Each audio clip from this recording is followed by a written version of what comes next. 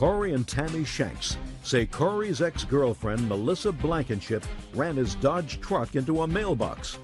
Melissa is countersuing for the return of furniture.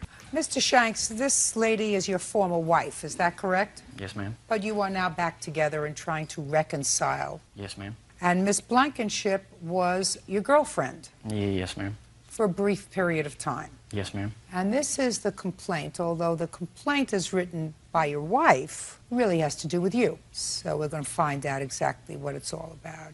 You claim that Miss Blankenship damaged a truck. It was a truck that belonged to you. She hit a mailbox or something with it, is that right? Yes. And you want her to pay for the damages to that truck. Yes, ma'am. Miss Blankenship says that she did, in fact, have an accident with the truck, hit the mailbox, there was some minor damage, she told you about it, and at some point you told her to forget about it because you had moved her in with her children or child? My child. With her child into another house that you owned, and she relocated because you were together. Then when you decided to go back to your wife, she was told that she had to vacate the property immediately. She had exactly a week and a half to A week. clear the vacancy. And the suggestion is because you told her she had to get out of the house within a week, you told her to just forget about the damage to the truck.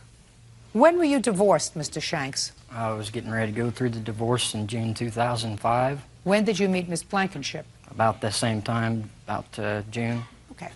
And when did you purchase this second house? Obtained the house around June, July, in between there. And when did Miss Blankenship move into the house with her daughter? When the house closed, and it was in August. And that was at your suggestion? Well, You were together?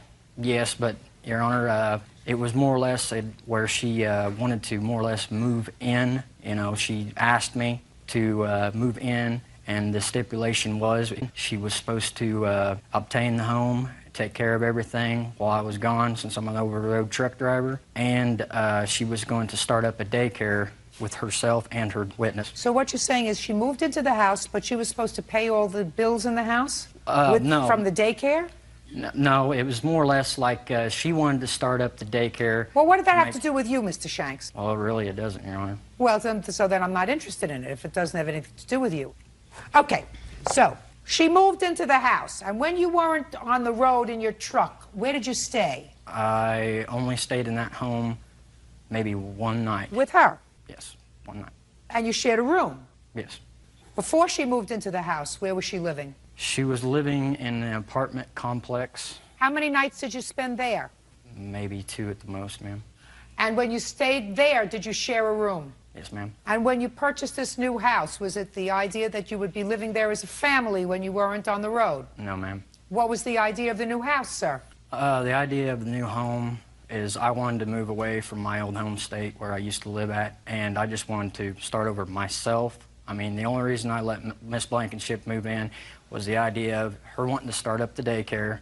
Mr. Shanks, you're having second thoughts about this, sir, because of the lady standing next to you. But your conversation to me doesn't make sense. Do you understand? Yes, ma'am. Doesn't make sense that you bought another house in another area and Miss Blankenship was moving in there to start a daycare center. That doesn't make sense, sir.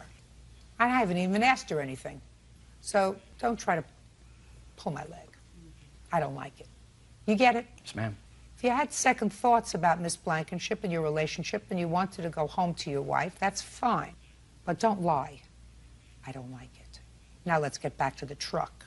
At the time that Miss Blankenship damaged the truck, she called you. Where were you? I was out on the road. And what did she tell you? That the truck was hit by the mailbox. No, she didn't say that at all.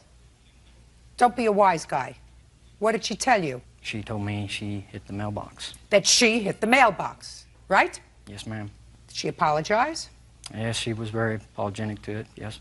Now, at that time, had you gone back to your wife yet? No. Did you tell her that you were thinking about going back to your wife? No. Had you told her that she had to move her property out? I told her, when I told her to move out the property, and this is going to bring up the daycare again, that she wasn't getting the daycare going, and the home wasn't being taken care of. When she used your truck, what was she using it for? In the moving process, I think. So you were told her to move, in or out? It was, I'm pretty sure it was in, ma'am. Were you moving in or out when you were using the truck? Actually, when I wrecked the truck, he was in town. He asked me to go get jumper cables, I think it was, so he could get his truck jumped because the batteries went dead. So he was in town. Where was he in town? He was over by the apartment complex that I used to live at, and I had already moved into the home. Okay. So that was sometime in August. Yes. Now, after you had this problem with the truck, you went into a mailbox. Right. Did he ever spend the night with you in the house again? Yes. How many times? I think he was there one more night, and then he left. After the damage to the truck? After the damage to the pickup. Now, did you see the damage to the truck, Mr. Shanks? Yes, ma'am. Where was the truck when you saw it? I'm pretty sure it was at the apartment complex, ma'am. Apartment complex or the house? I think it was at the apartment complex. So it was drivable? Yes, it was drivable. Tell me the circumstances surrounding your seeing it at the apartment complex, sir. I was, What were you doing there? What were you doing there? I would think I was getting ready to leave, but I can't recollect it. What? In the truck, in my semi. You mean getting ready to leave her apartment? Yes, the semi was parked at the apartment. At her apartment? Now, what did you say to Miss Blankenship, sir, when she told you that she had had this accident with the truck, and you saw the truck, right? Yes, ma'am. What'd you say? I told her, I said it needs to be replaced, you need to get it fixed, and it needs to be done. I mean, I was really upset about my truck being wrecked. Well, it wasn't wrecked, sir, because you said you saw it at the apartment complex. So it wasn't wrecked, it was drivable. Yes, it was drivable, but the way them Dodges are set up and everything, they've got plastic and little sheet metal and all that stuff on them anymore, and just hitting the mailbox did do a lot of damage to the front of that truck. I mean, it's very noticeable. You want to show me a picture of it, sir? Yes, ma'am. There's also pictures of the mailbox post and at the house where the mailbox sits.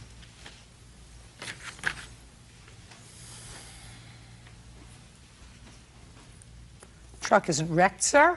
It's got a little damage on it. There's some bumper scratches. Big deal. You see what your problem is, sir? First, you moved her out of her apartment with her child into a house that you had purchased. And the plan was for you to live there when you weren't on the road. That was the plan. I mean, that's clear. There's no question about that. Then you decide to get back with your wife. And your wife is irritated that the truck is damaged. Right? Yes, ma'am. Well, that's too bad. What are you mad at her for? I'm not, ma'am. Well, you shouldn't be. He's the one who disrupted her life. Moved her out of her apartment into a house and then told her she had to move because he was going back with you. Don't you see who the villain here is? It's not her. Don't you get it? Did I have to explain that to you? No. So why are you here? Over a couple of $100 damage to a truck? He ruined her life. That's not her fault. That's probably yours too. You get it? Yes, ma'am.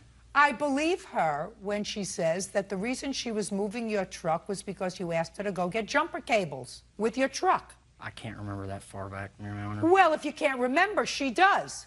I know the truck was driven without my permission. That's not true. If you asked her to go get jumper cables, she used your truck. She was living in your house. You were sleeping with her. You had an intimate relationship. Get over it. You made a mistake. And grow up. Now, what stuff did she leave behind in the house? I've got pictures of the furniture. And where is the furniture that she left behind? Is that Take your hands out of your pockets. It's at the address of the home in St. Charles. Where do you want him to deliver your property? He's going to deliver it. He caused the problem, right? Yes, ma'am. To Mary's apartment. Miss Kelly's apartment. All of her property goes back to her. Do you understand? Yes, ma'am. And you make sure that it gets there. It's your responsibility. You had a change of heart, sir. You have to behave like a grown-up. Just because you act irresponsibly most of the time with the women in your life doesn't mean you're going to act irresponsibly here. I mean, I read the papers. You relocated this lady and her child with a promise that you were going to have a life together, that she was going to start a business in the home. And because you had a change of heart, you told her, sorry, you have to move. Now, you moved once, now you have to move again. Where did you move to? Back to the complex? No, I had lost my apartment because of him promising we were going to have a life together. Where are you living now? I relocated closer to home, closer to my parents. Excuse me, Your Honor. Yes. May I say something? Yes. She spent 2 nights in her car because she had nowhere to go. My daughter stayed with a friend because I did not want to be a burden on anyone else. I let my daughter stay so she would not be without. How old is she? She's 11. She was 10 at the time. You got it? Yes, ma'am. She gets all of her property back. make sure that that happens, sir. Yes, ma'am. Take care of the truck yourself. It's the least you could do. And tell your wife to get over it. You got it. Yes, ma'am. Goodbye. Rachel Rhodes is suing her ex-boyfriend, Eric Nelson, for the return of payments and repair costs for a vehicle he financed. Eric says the car was repossessed because Rachel missed payments. Miss Rose, Mr. Nelson is a former boyfriend of yours. Correct. And he financed a car. He was responsible for the payments on the car, but it was your car. Correct. The agreement was you were to make the payments on the car. When the car was paid off, it would be yours. Correct. Well, what happened is that you missed some payments on the car. Couple, 2, maybe 3. And the car was repossessed by the company. Is that right so far? So far, I made a payment. I had placed it on the drop box. I don't want to hear that you made the payment, you placed it on the drop box, they didn't cash the check, but then you missed 2 more payments. You missed payments, correct? Yes. And the car was repossessed. You called up the company, and the company said, well, if you make up all the payments that you missed, we'll give you the car back. You were prepared to make up the payments, right? Correct. But Mr. Nelson says, I'm not going to sign off on you getting the car back because I don't trust that you're going to continue to make the payments on the car. Let them take back the car. I'll make up the missed payments, and I just want this off my record so I don't have to worry about it anymore. So you're suing him for not making it easy for you to get the car back from the company. That's your lawsuit. Yes. Lawsuit, Miss Rhodes. Well, Your Honor, I have the paperwork pertaining to the money order that I had purchased and I had put in the drop box. After the 29th of December, I had called and checked the status of the money order. The money order had not been cashed. Miss Rhodes, you don't seem to get me.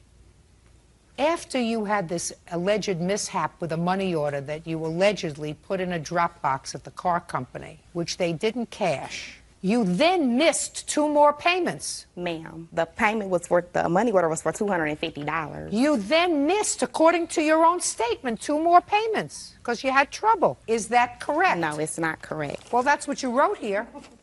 That's what you wrote here.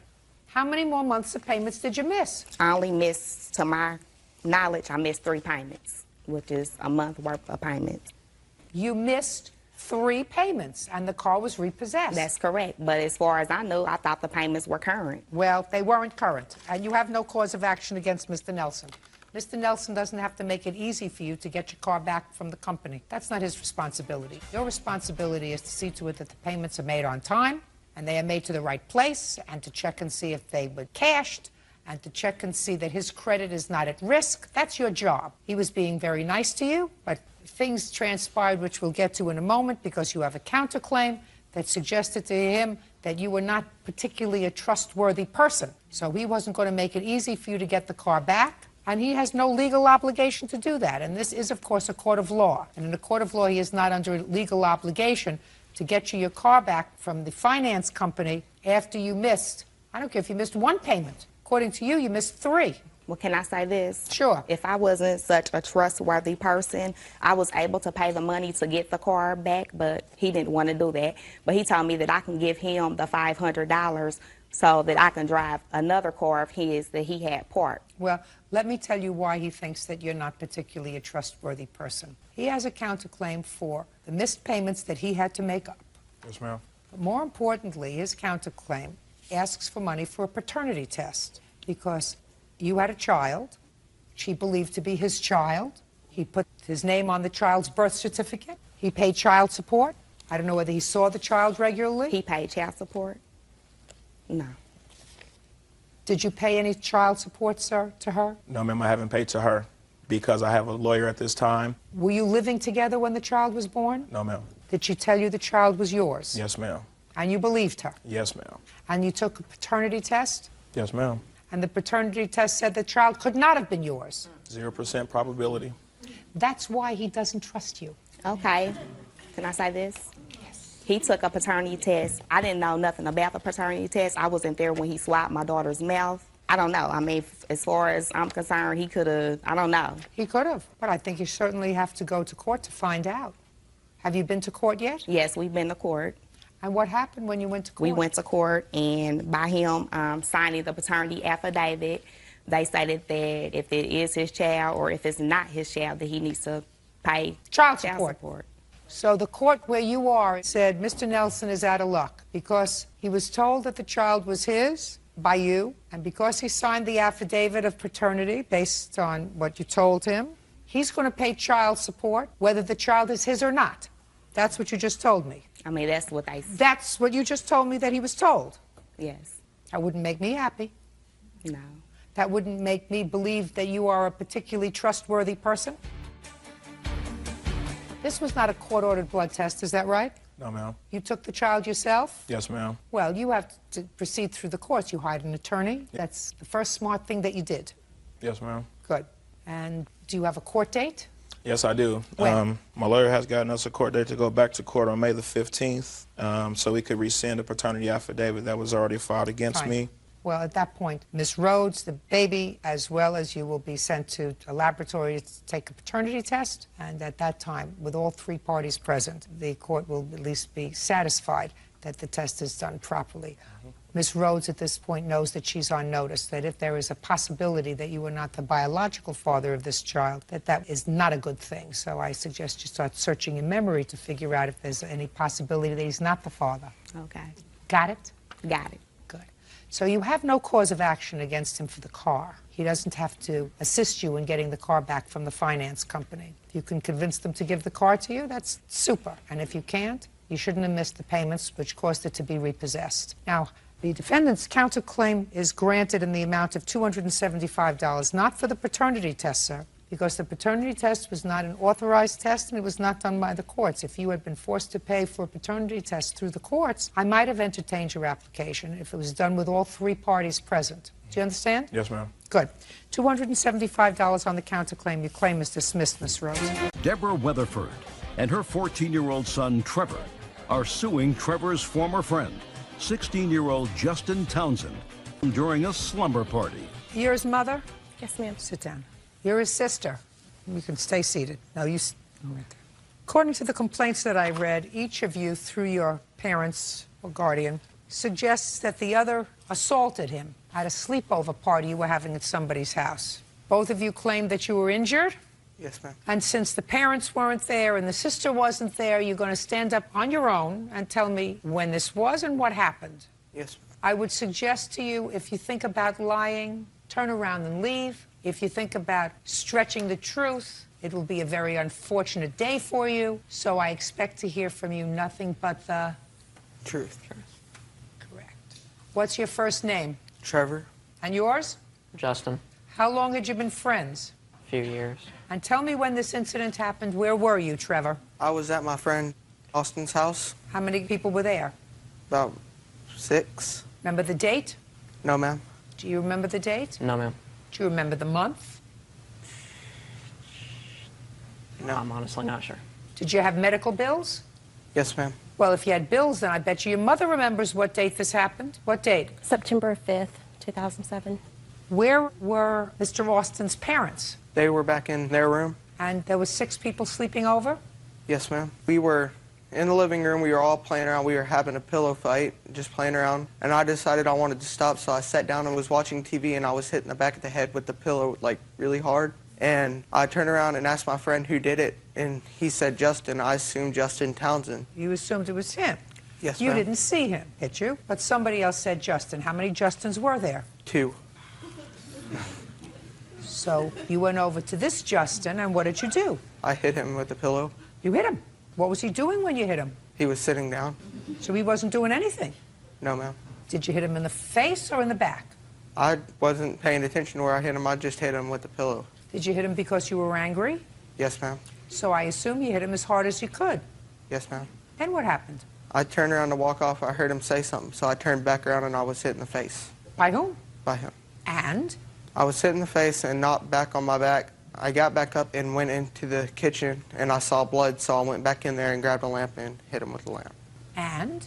After I hit him with the lamp, I walked back into the kitchen. He walked after me and asked me if I wanted to even out the other eye, and I grabbed a knife and told him if he came any closer, I would cut him, which Yeah? I understand was the wrong thing to do.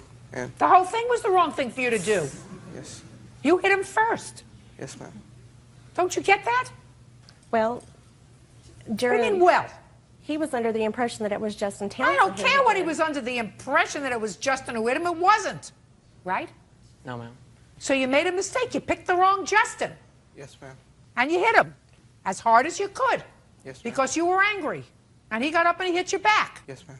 And he gave you a black eye. Yes, ma'am. So you went into the kitchen, saw you were bleeding, came out, picked up a lamp, an object. So far you've been playing with feathers and fists. So you pick up a lamp and you hit him in the head. And then you went and got a knife. What is wrong with you? Nothing's wrong with me. I mean, why would you sue him? Your son did absolutely the wrong thing. Now you can stand up next to him. Your son, you can stand up next to your brother. Your son did absolutely the wrong thing. Well, according to what the witnesses at the party told me. Don't tell me what the witnesses told you, madam. That's hearsay. Okay, That's well- what your son says. Okay. Your son was there, not somebody that I can't question, because they're not here. Okay, well then Your I son won't- gave me the whole scenario.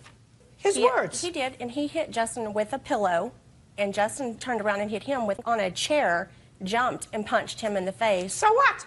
Out of nowhere, for no reason, your son came up and, according to him, using all of his strength, because he was angry, hit him. For no reason. And he got punched back. And then your son went and got an instrument, a lamp, and hit him with the lamp. Yes, ma'am. And then he went and got a knife. To defend himself, yes. What do you mean to defend himself? Because he had threatened that he was going to come back and punch even out his other eye. He didn't want any further more. He hit him with a lamp.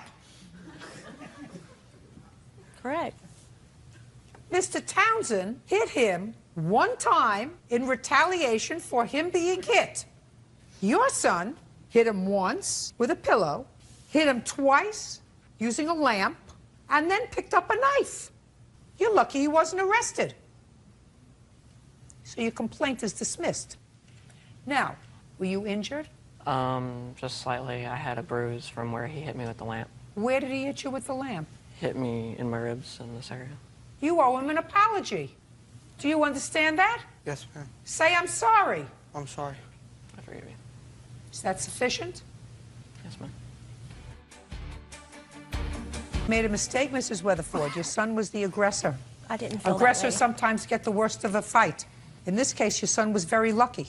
All he ended up with was a black eye. If he would have used the knife or used the lamp in a different place, it could have been a lot worse for him. Ma'am, he ended up with a lot more than a black eye. How many times did he get hit? He got hit once, but he got hit very hard, and it wasn't with a pillow. No, he got hit with a fist. Yes, he did. That's what he deserved. I don't feel that. Well, that's too bad what you feel. I'm telling you, legally, your son had no right because he picked the wrong Justin to hit him. He didn't inquire sufficiently. That's your opinion. No, that's the law. Okay. And if you want to continue to defend him, this isn't the last time you're going to be in court with him. You better learn to say, you made a mistake, dear. You're a big boy. How old are you? 14, ma'am. 14. And how tall are you? 6. 6 foot. feet, Yeah. right? Still growing. So you have to teach a child who's 14 years old. How much do you weigh? 220. Who's 6 feet tall and weighs 220 pounds, that if he hits somebody, slams them with all of his might with a pillow, he can hurt them. Can knock out an eye, break something. Fortunately, that didn't happen.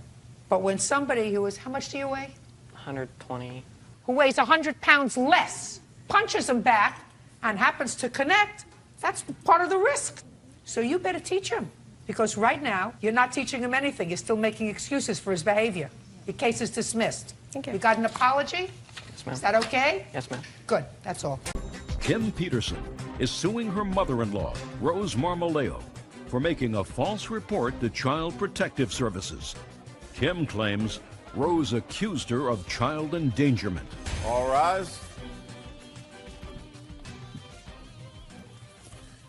It's case number 41 on the calendar in the matter of Peterson versus Marmoleo. Parties have been sworn in. You may be seated. Gentlemen, have a seat. Miss Peterson, the defendant is your former mother-in-law. Correct. You were married to her son for how long? 6 years. And he, according to what I've read, died suddenly. Yes. When did he pass away? July 5th, 2005. And what was the cause of death? It's a cerebral hemorrhage, but the cause of that, the underlying cause was drug abuse. No, it was not. I have a copy it, of Your that, Honor. Your Honor. I wasn't asking you anything. I understand. It is your claim that the defendant called in a report to Child Protective Services Yes. against you. It was false, Yes. and you want to be compensated. Correct. The defendant says that she never placed that call, and you seem to indicate that you are going to be able to prove to me that Yes. she did. She also complains that she no longer sees her grandson, despite the fact that there was a time when she did see him regularly. Okay.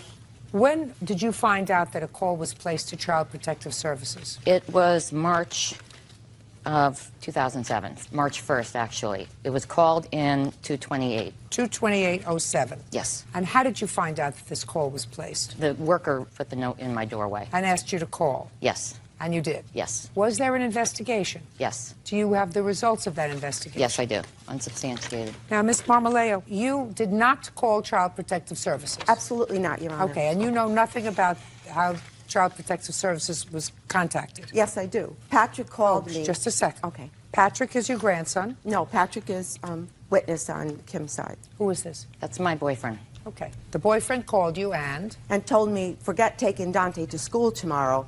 He said, we have a DCF appointment. He said, you and one of your old cronies probably called DCF. I knew nothing about it, so help me God. I went to school the next day. What are you doing at child's school? I have volunteered at all the schools for many, many years, besides my work. Okay, go ahead. So I went to school to see the principal, and I asked her, I said, what's the situation? I heard from Patrick. You cannot tell me what the principal told you. All right. She said... You can't... What words I'm did sorry. you understand? You cannot tell me what the principal said to you. I found out that the school You can't called. tell me what you found out. That's how I found hearsay. out, though. I did not call. You did not call. I did email. You did not, just a second. You did not call, is No, what I you did said. not. And you had no knowledge of it until the plaintiff's boyfriend called you and said, you're not taking the child to school anymore because of you, we have an appointment with Protective Services. Your Now, Honor.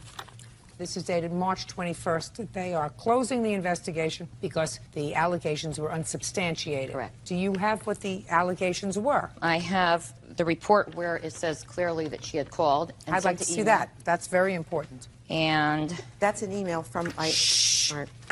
That's the reports from DCF. Investigation protocol. Well, it is perfectly clear that you called the worker. Absolutely. You're perfectly clear that you called the worker and made this report. I did not call DCF initially. I swear to you, I did not. I don't care whether you called initially. It says that you called them. I called March 2nd. After the fact because I was being blamed by Patrick, and I wanted to be sure to clear myself. I also wanted to tell the person We at need DCF, help and quick. Yes. Before that woman takes the child away again. Absolutely. She had done that before. That has nothing to do with Dante you. was frightened to me. He cried twice. I swear to you, Your Honor. Just a second. First of all, you can't lie to me. I'm not lying. Well, you did. Absolutely You did. You not. absolutely did. I did not make the initial call, Your Honor. I didn't use the word initial. I did call Listen to DCF. me. I didn't use the word initial. Well, I said, did you call Child Protective Services? You said no. And it's clear to me from reading this exactly what happened. You spoke to the principal, and the principal called, and you followed up to move away. Move away. With education, you pay for his school in a private school, and you get to see him regularly. And according to you, which is what you just... To you. 2 days prior to the principal calling, Miss Peterson went to the playground and said to the teacher, Dante should be able to call me anytime he wants. To visit my son. No, just Sorry. Listen to me. Listen to me. Listen to me very carefully. You got to keep No it reason together. to do that. I'm sorry. Say it to me again, just the way you just said it to me. She said to the teacher, allow Dante to call me anytime he wants. Absolutely right. Absolutely. They had no problem I with don't that. like the way you said it. That's how you see, she said it. You understand? I don't like the way you said it. You said it as if she was saying something wrong. That's how she approached them. Then she went into the office with a handwritten note, Your Honor, saying that Patrick would be the guardian. That's this gentleman. Right, that has only been in Dante's life a few months. The school felt that was highly unlikely. I wouldn't shoot myself in the foot and do that because she quickly would take our grandparent rights away, and she's done it in the past. Would you please You're absolutely come forward? right. You're absolutely right. Come back and could you come? No, just a second. I want you to hear something. Just a second. You're not following me. Stop shaking, Miss Peterson. Listen to me. I get it. It's sad and unfortunate, but I get it. Can I show you one thing, please? Your Honor, down here where Dante was being interviewed by the social worker, it says Dante, and this is alone by himself outside. Dante reported that grandmother Marmolejo does not like his mother. Dante stated that Marmolejo calls his mother stupid and says her butt smells. I never said such a thing, so help Dante's me God. questioned all this. It's right down the bottom here. Where it says interview with Dante. Miss Well, Dante Peterson. said it. Oh, I Miss definitely would Peterson, never say listen anything to like me. that. Listen to My me. God, There is what no lies. question in my mind that the defendant inspired, precipitated the call to Child Protective Services. You her husband? Yes, yes, I am, Well, Your Honor. pay careful attention. You need to say that. It's not her fault that your son died. You have a grandson that I assume you want to see, and your wife is making all the wrong calls with regard to whether or not you're going to continue to be in your grandson's life. There is no question in my mind that no court will take your grandson away from his mother and turn him over to you. Nobody is going to do that. And listen to me. And the only thing that you and your wife can do is to stay on her good side, which you haven't done. So you better have a really good talk with her. Now, when one parent dies and the other parent is left and hooks up with somebody new, that's an irritant. And she's allowed to say, pay careful attention to me. She's the mother. She is allowed to say, if there's an emergency, you call my boyfriend who will come and take care of my child. You may not like it. That's too bad. She's the mother. That's the way it occurred, Your Honor. Hey, Not listen at to all. me. You just said to me, you started to tell me the story. I got it. Don't you understand? I've been in this business a long time. I called You were after absolutely I furious. called after the school already made the initial listen, call. Listen to me, madam. I got you. You were furious that you went into That's school. not true. You just told me. I was not furious, You Your were Honor. furious Not that at you all. went I into never school would say you feel and that way. changed the guardian to him. That's what you just That's told me. why the school got upset. They did. I did not. Would you please step? Could my husband Absolutely, please step forward? positively not. School doesn't get upset. School may have said to you, that's strange. Not true. But 2 days later, you called up and said, we need help quick. And before that woman takes that child away again, please call me ASAP so we can talk. Dante Dr. cried Kingston, about that. What? That's you. He cried to me about that, Your Honor. So help me God. He did. So as a result of that, you spoke to Child Protective Services? Would you? My husband's on the school board. The principal told him the Thursday Don't after. tell me what the principal told him at all. It's hearsay. I'm it's not telling you what hearsay. the official report from Child Protective Services says. Your conversation with them. That's after I don't the care if it's call after they or before. made. They made the call initially. Miss Peterson, Yes, you have to take control. I have. Listen I to have. me. You have to understand something. You allowed her to put your son in a private school where she pays the tuition and she volunteers. First mistake. You're right. It was a big mistake. First mistake. He's got to be out of that school, and he's got to be at a place where, if his grandmother wants to see him, there is a specific time that she gets to see him that you control. But you can't take with one hand, which is what you did, and you did it for the sake of your child, Yes, I assume, yes. because he was going to a private school that perhaps you couldn't afford. But absolutely a bad idea. You're absolutely right. Absolutely a bad idea. She cannot have any control about what happens in your home. And you've given her that control, Yes. and you have to take it back if you haven't done it already. Yeah, well, it's over. Okay, Can I fine. say So one- he no longer goes to that school. No. Perfect. Because if you give them an inch, I and you treated may her be, lovingly. you may be Mother of the Year, you may not be Mother of the Year, but he's your son. And Thank once you give these people an inch, take a whole yard. Do it until they get it, that you're his mother and that you always raise him. respect that. They had the opportunity to raise their son, good or bad. She knows Made I have always mistakes, been good to made her. mistakes or not make mistakes. Being good is not embroiling him in problems. And I absolutely find that this call was precipitated by you, and it was false, and it was based on the fact that you were afraid she was moving. Judgment for the Absolutely plaintiff not. in the amount of $3,000. That's all. 21-year-old Michelle Williams is suing her ex-boyfriend, Howard Bell, for a series of loans. Michelle says instead of repaying the money, Howard went back to his previous girlfriend. Miss Williams, this gentleman used to be your boyfriend. Yes, ma'am. And unfortunately for you, you gave him a whole bunch of money. You say that you made loans to him for that money. Mr. Bells says, while he acknowledges that you gave him money, he says it's just that. You gave him money, it was a gift, there was never any agreement that he would pay you back, right? Yes, ma'am. How much money did you give her, Mr. Bells? Before I left to go to Michigan, before she gave me any money, I gave her like $125. What'd you give her that money for, sir? Because she gave me cigarettes and stuff while I wasn't working. So she supported you when you weren't working? Yes, ma'am. Fed you? No. My aunt fed me. Your aunt fed you. She just bought you cigarettes. Yes, ma'am. You shouldn't smoke, sir. It's not good for you. So you gave her $120 to pay her back? Yes, ma'am. For money that she spent on you? Yes, ma'am. Okay. But you didn't give her any money just for nothing? No, ma'am. But she gave you money just for nothing? Yes, ma'am. Why do you think she did that?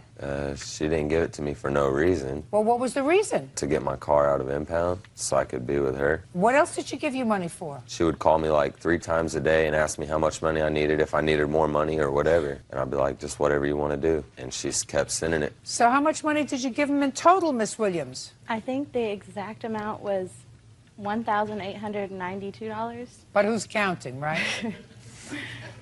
And you just kept giving him the money? It started out as he just wanted enough to get his car to impound. And he'd call me the next day and say that it wasn't enough, he needed a little bit more, and that went on for about 3 days. Finally, when he did get the car out of impound, he ended up wrecking it. Is that right? Yes, ma'am. At least he's polite.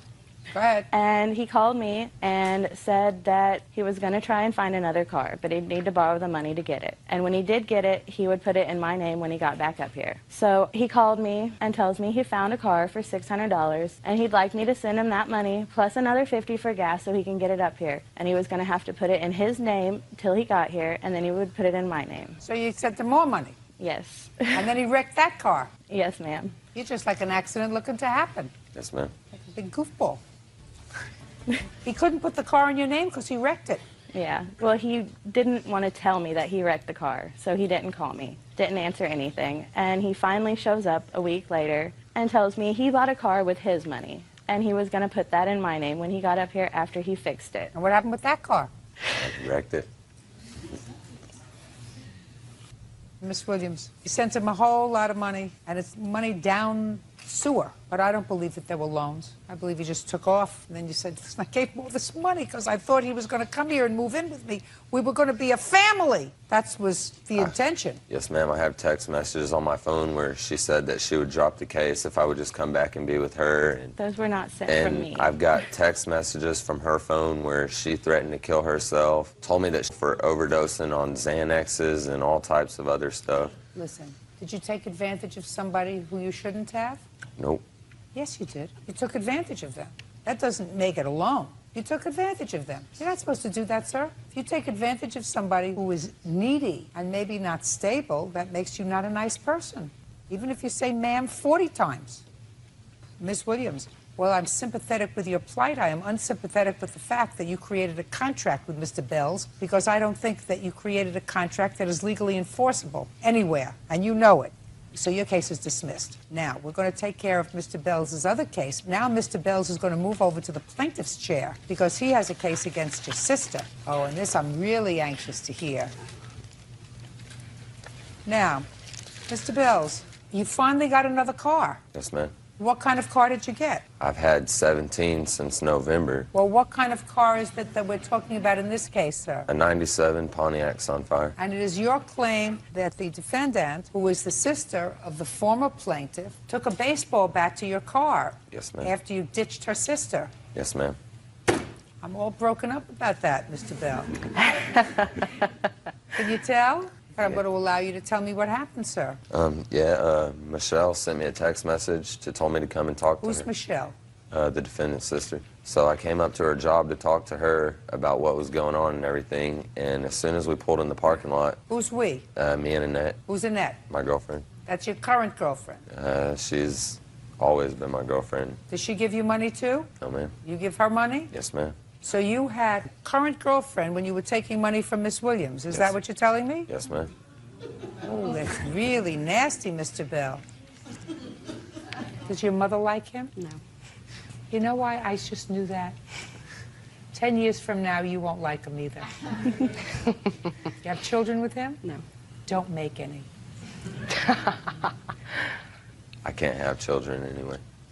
That's what they all say. So you pulled into the parking lot with your girlfriend. Yes, ma'am. Because Michelle wanted to speak to you, so you thought it would be nice to bring your girlfriend along. Yes, ma'am. Go ahead. What happened was I came to Illinois that week. I had court on April 23rd, so I was coming to my court date. And when Michelle told me to come up there, me and Annette, we came up there to talk to her. And she said that she only wanted to talk to me, not Annette. So I was the only one that could come in where she worked at. So as soon as I pulled in the That's parking lot... understandable, Mr. Bell. Yes, ma'am.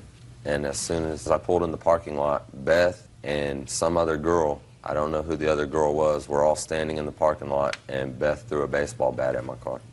Ah! I am absolutely despondent. Did you do that, Beth? No, ma'am. No, she didn't. I had their place. Why would she do that? Why would she throw a baseball bat at this 1997 Pontiac? Do you still have it? Yes, ma'am. The Pontiac? Yes, ma'am. With the dent in it? Yes, ma'am. No, ma'am. You haven't wrecked it yet? No, ma'am. You will. And then you will hardly even remember this dent that she says she didn't put in your car. Yes, ma'am. Good. Goodbye, sir. Have a happy life. Your case is dismissed. It's over. Thank you. Erica Heskett says ex-boyfriend Joseph Siegert owes for loans and an assault. Miss Heskett, the defendant used to be your boyfriend. Yes, ma'am. And you, as so many other women who have appeared before me over the years, gave him some money. Yes, a ma'am. lot of money. Yes, ma'am. And you don't look like a very, very rich girl, so you look as if this money really put a dent in your wallet. Yes, ma'am. In addition, you claim not only to have given him money, but to have been the victim of his bad temper. Yes, ma'am. You claim that he assaulted you, and you want him to be responsible for that as well. Mr. Siegert says that there was, over the course of your relationship, money moved back and forth. There was never any understanding that he was going to repay this money that you gave him. He doesn't much talk about the assault, but he will today. So, when did you and the defendant start to live together? Ma'am, we first started living together around 13 September of '06. And did you move in together to a place, or did he move into your apartment? Ma'am, he's on parole. He got released from parole and got what is called live-outs. So therefore, he was given permission to live with me in my condo and do a work release type program. What were you in prison for, Mr. Siegert? I was a DWI. It was a suspended sentence, Your Honor. So you weren't in prison? No, ma'am. When did you move into her apartment, sir? On September 13th? Yes, Your Honor. And what was the financial arrangement, Mr. Siegert, when you moved into her apartment? There wasn't none. There was no agreement whatsoever. And when I basically found another place, which was back with my parents, then I moved out. When was that? Well, September 13th I moved in, so I would say October and November was when we were splitting up a lot, fighting. Is that right? Ma'am, he moved out the 13th of, was the final day when all the stuff got removed from my residence. Okay, so let's hear about the money you claim he owes you. Okay, around the 26th of August, he had to go down to Texas for his child support hearing. Basically, he owed around $15,000 in back child support. They were going to throw him in jail, and he had to go to court down there. He stressed the importance of being able to see his daughter and have his daughter into his life, and really was upset and asked me for help. I went at that time with him to City Financial Bank, and I took out a loan for $5,000. I then turned around and deposited that money into my account. I transferred $3,000 from savings to checkings on the 29th so I could write the check of check number 1222. For what? For his attorney, for the retainer. And how did you get the name of the attorney? He had provided the name of the attorney, ma'am. And how did you get the city and state of the attorney? He provided it, ma'am. And how did you get the amount that was owed the attorney? He provided it, ma'am. Did you speak to the attorney? Yes, ma'am. And you got the telephone number from? The defendant. Is that all correct? Yes, Your Honor. Okay. Now, when you sent this money down, what kind of discussion did you have with Mr. Siegert with regard to the money? Ma'am, he promised that he would pay me back on the monthly payments that were due, and he claimed that because this was a loan that you were going to be paying back. You didn't just take money out of your bank. And how much were the monthly payments? They were around $148 a month. That's a pretty exact number. Were they $148 a month? Yes, ma'am. Okay, fine. So that's the first amount of money. What else? The other amounts that I helped him out with was basically the rent, which we had the agreement. Forget rent. If he didn't pay the rent the first month, you should have kicked him out. Anything else? I don't believe so. Now you want to tell me about when this assault allegedly took place? Yes, ma'am. The assault happened on 31 December at around 12:30 in the morning. The defendant came over. He had still had house keys since he had previously moved out on the 13th. He came in. He was drunk at the time, came into my bedroom, was trying to talk to me while he was drunk. I told him to get out. We got into a fight because I threatened to call the police. And basically, he slapped the cell phone out of my hands. He grabbed me. I was on the chair, and he pinned me down. He had one hand over my nose and one over my mouth, and he says, "How does it feel knowing that I've got your life in my hands?" I then told him to get off. I couldn't catch my breath, and I proceeded to just get extremely dizzy and sick. And he left? He left, but he took my vehicle in the process. Did he return the vehicle? The cops contacted him. The vehicle got returned. You called the police? Yes, ma'am. Were you arrested that day, sir? No, Your Honor. How did they get the car? I ended up bringing it back to her because reported phone calls and stuff like that and threats. So I brought it back. I didn't want any more conflict whatsoever. But if you don't mind, Your Honor, the only evidence I have against that assault is right here from my PO stating...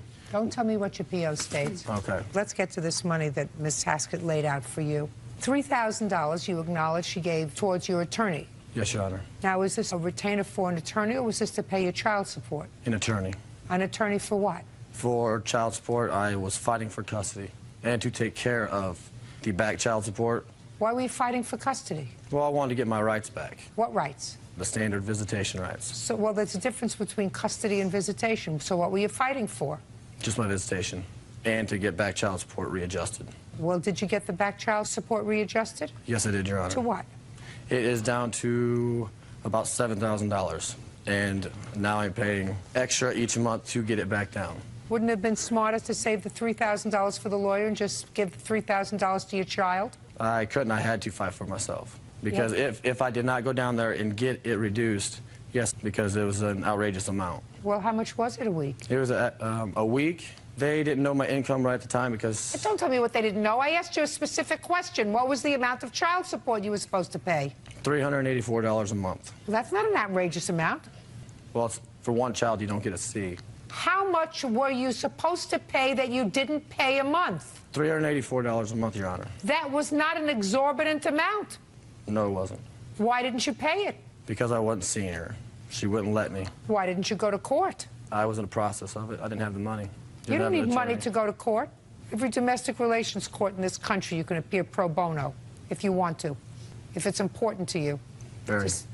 If it was important to you, that's what you do. In any event, why should Miss Hassett pay this $3,000 for a lawyer that you needed to keep you out of jail because you didn't pay child support? Because I actually had an agreement with my attorney on payment plans. So why didn't you pay her? She has to pay $148 a month. How much were you supposed? If you were supposed to pay your lawyer a payment plan, how much were you supposed to pay your lawyer a month? It was going to be $100 a week. $100 a week, which is $400 a month. Yes. Well, this was only $148 a month. Why didn't you pay her? She was paid, Your Honor. How? By cash. No, that's not what you say here. I have your answer. And when you had time to write this answer, you had time to reflect. So don't give me a lot of baloney. The only thing that you say here is that you gave her a $2,800 settlement check. It's the only thing that you say that you gave her. Am I correct? That's what you say here. And you say there was money back and forth. But as far as this $3,000 is concerned, what you say, Mr. Siegert, is she took it upon herself to pay the lawyer. I never asked her. She did. That's exactly how. She was being... Who are you? I'm his mother. Sorry. I would suggest you be quiet. So far, you haven't done a good job. But, Your Honor, I... Got it? Yeah. And I would keep the relationship to myself, especially today. Your Honor, I did not ask her to go get the $3,000. What I'm asking you, sir, is if you had an arrangement with the lawyer to give him $100 a week, yes, which is $400 a month, and she laid it out, why didn't you give her the $400 a month until the $3,000 was paid off? It was paid off, Your Honor. Tell me how. That's what I'm listening. By a settlement check. I was getting at it. Well, then I get got there. I received it in January 7th. Settlement check for what? I was fired for wrongful reasons. Did you receive that $2,800 check? No, ma'am. Show me proof. I have no proof, Your Honor. Due to the fact that she entered my house a while back and took all my receipts and contracts Mr. everything Siegert, for that. Mr. Siegert, I believe you this much, sir. Because all you have to do is call whoever sent you the settlement check. Get a copy of it, because if she endorsed it, they would have gotten it back, right? I have a copy of... Show me. ...of the settlement at my house. Just a second. You have a copy of the settlement at your house. Where did you think you were coming today? To the beach? I didn't think it would be brought up. Well, of course it would be brought up, sir. That's what you wrote in your answer. Why didn't you think it would be brought up? Didn't cross my mind. I was thinking about You the have no assault. mind. You owe her the $3,000. Now, let's hear your version of the events of the 31st of December when you entered her home. I don't recollect hardly anything whatsoever Why? because I don't drink. I don't drive. Well, you did drive because you just told me that you returned her car to her, so you clearly drove. Well, not personally. What do you mean not personally? Well, because I was paying for a vehicle that I could not drive yet. Look at you. I want you to look at your mother's face. Your mother is looking at you and saying, I really wish I wasn't here. Why That didn't makes I two of send us, Your somebody else? You have other children? Yes. You have older children? Yes. Why didn't I send one of the older kids with him? Why am I subjecting myself to sitting here and having a television camera on me, listening to this child that I reared? Listen, tell me about the 31st of December. 31st of December. Yes, she did call and report that I did assault her. As I know. I want you to tell me not what she did. Your Honor, I honestly don't know what I did exactly on the 31st, but I know what Because she you were said what? I didn't do. What's that? Because you were drinking? No, Your Honor. Well, if you don't know what you were doing on the 31st of December, either you were drinking or drugging or something. Either I was working or sleeping. That was my life, Your Honor. I was on parole. That's what my life is now. I don't do anything that she says I do. Drink, drive, commit crimes, all that stuff. I've made my mistake, and I pay for it. Not yet. Obviously. How many grandchildren does your mother have? She has one, Your Honor. Does she see that one grandchild? Sorry, I apologize. She has three. One from me and two from my sister. You don't have to bend down. We can hear you. Does she see the grandchild that is your child? No. Is that her choice, your choice, or the child's choice? Neither. The mother's choice. That's why I'm in a battle. Maybe you wouldn't be in such a battle if you paid your child support. It's being paid, Your Honor. Well, people usually don't go on an eating hiatus, Mr. Siegert. Right. Including children. They have to eat regularly, they have to be clothed regularly. So the fact that you went on a child support hiatus doesn't necessarily endear you to the mother of your child. Your Honor, I'm not saying that I didn't. Well, I didn't pay the child support. I'm not saying I didn't off. I had her, she got her money, but it wasn't recorded. That's what I'm saying. Now it's legal through the courts, and they didn't adjust anything, and that's why it's being adjusted from what I did already pay. Listen, Miss Hassett, you weren't together with him very long, is that correct? Yes, ma'am. Good for you. I made a mistake. You made a mistake? A big one. Okay. So right now, what you really out is $3,000. You have no difference in your rent, even though you say that he promised to pay you rent. He lived with you 3 months. You still living in the same condo? Yes, ma'am. You have a roommate? No, ma'am. Right. So your primary problem is that you are stuck with this $3,000 loan that you took out to pay for his lawyer, and that he's responsible to pay. Judgment for the plaintiff in the amount of $3,000. That's all. Step out. Terrell Taggart claims ex-fiancé Travis Miller owes for false allegations of assault, money taken from a joint bank account, and his share of wedding expenses. Miss Taggart, you and Mr. Miller were engaged to be Yes, ma'am. married. You have a child from a previous relationship. Yes, I do. And the three of you live together. Yes. There came a time when that engagement and that relationship terminated. You were in the process of planning a wedding, and it is your claim that Mr. Miller owes you for a whole host of things. First, false allegations that he made with regard to an incident where he claimed that you bit him and assaulted him, emptying out a bank account that was yours, not giving you property back that belonged to you, and wedding expenses that you paid for. Mr. Miller says he doesn't know you a dime. He also paid for wedding expenses. He says the allegations of assault were absolutely true. He doesn't have any property that belongs to you anymore, and he really wants you to move on with your life because he says that his life has been made unbearable by you and your family, who have embarked on a constant course of harassment, including filing of multiple lawsuits. Yes, so Your Honor. far, is that correct? Yes, Your Honor. Okay, when did this blissful relationship commence? We got engaged on September 16th of 2005. Were you living together at the time? We didn't move in together until the next month. You moved in together in whose home? We rented an apartment together, and we both signed the lease. And when was this argument that terminated the relationship? The argument happened on May 10th, which was 10 days before the wedding was supposed to happen. Is that when the assault allegedly took place, sir? Approximately, Your Honor. Not approximately. Yes, Your Honor. Okay. You want to tell me what happened, Miss Taggart? Yes, ma'am. I had gone to Morgan, where all of the wedding arrangements were to take place, to finalize the cake and the Flowers. And the flowers. I called him at work and told him I was going to be going, and he didn't want me to go. Why didn't you want her to go? Well, because, Your Honor, I wanted to participate in the, the formalizing of this wedding. And he told you that? No, he did not tell me that. What did he tell you? He just told me that he didn't want me to go, and previously he'd told me that he didn't want anything to do with planning it, that it was my wedding and I was in charge of planning it. Okay, go ahead. So I went to him, called me several times, and was very upset. And well, what did he say to you when he called? He would just yell at me. He was mad at me because I talked to my mother about how he was upset with me. He didn't want me to even talk to my mother about it. Miss Taggart, I'm not getting a full picture. After you spoke to him on the phone and he was upset with you, did you call your mother? Yes, ma'am, I did. Why did you call your mother?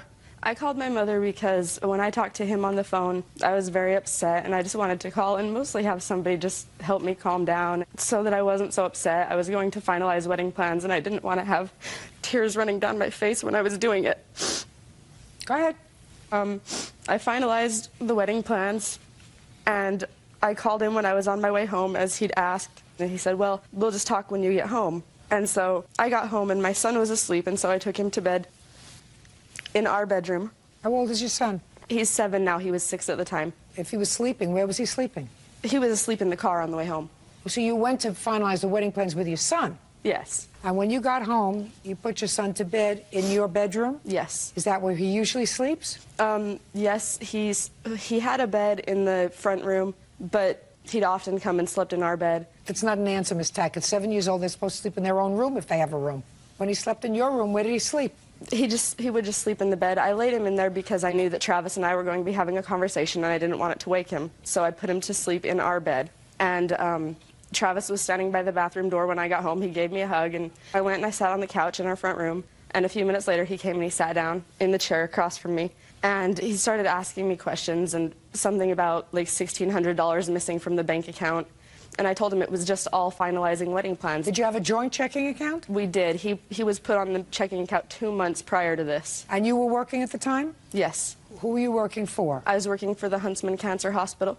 And you? Yes, I'm employed for the state of Utah for JJS, Juvenile Justice Services. Okay. So you were each depositing your checks in the bank? Yes, in this joint bank account? Okay, go ahead. And so it started to get heated. He started yelling at me about all sorts of things. I remember I was holding a pillow sitting on the couch, and he stood over me, shaking his finger at me, telling me that I was weak and I was worthless, and he couldn't even believe he was attracted to me. And then he asked me to leave, and I was okay with that. At the time, I was fed up with the fight. I was ready to be done with the fight. And so I said, okay, I'll leave. And I went to go back to the bedroom to get my son. And Travis had been drinking prior in the evening. And Travis said, you're not taking him with you. And I said, he's my son, and he's going with me. And I tried to get past Travis to go get my son, and he pushed me. And he did this repetitively. He pushed me into the wall, into the kitchen table, into the couch, down on the bed, down on the floor. And I did the pushing and shoving match for a minute, and then I said, you know what, I'm just going to call the cops. I grabbed my cell phone, and I started to dial 911, and he grabbed my phone, and he threw it across the house. After that, I went out, and I was kind of freaked out. I stood there for a second, and I decided that I had to get my son.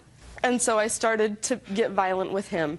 I did bite him on the upper left chest. I believe I bit him on the right forearm.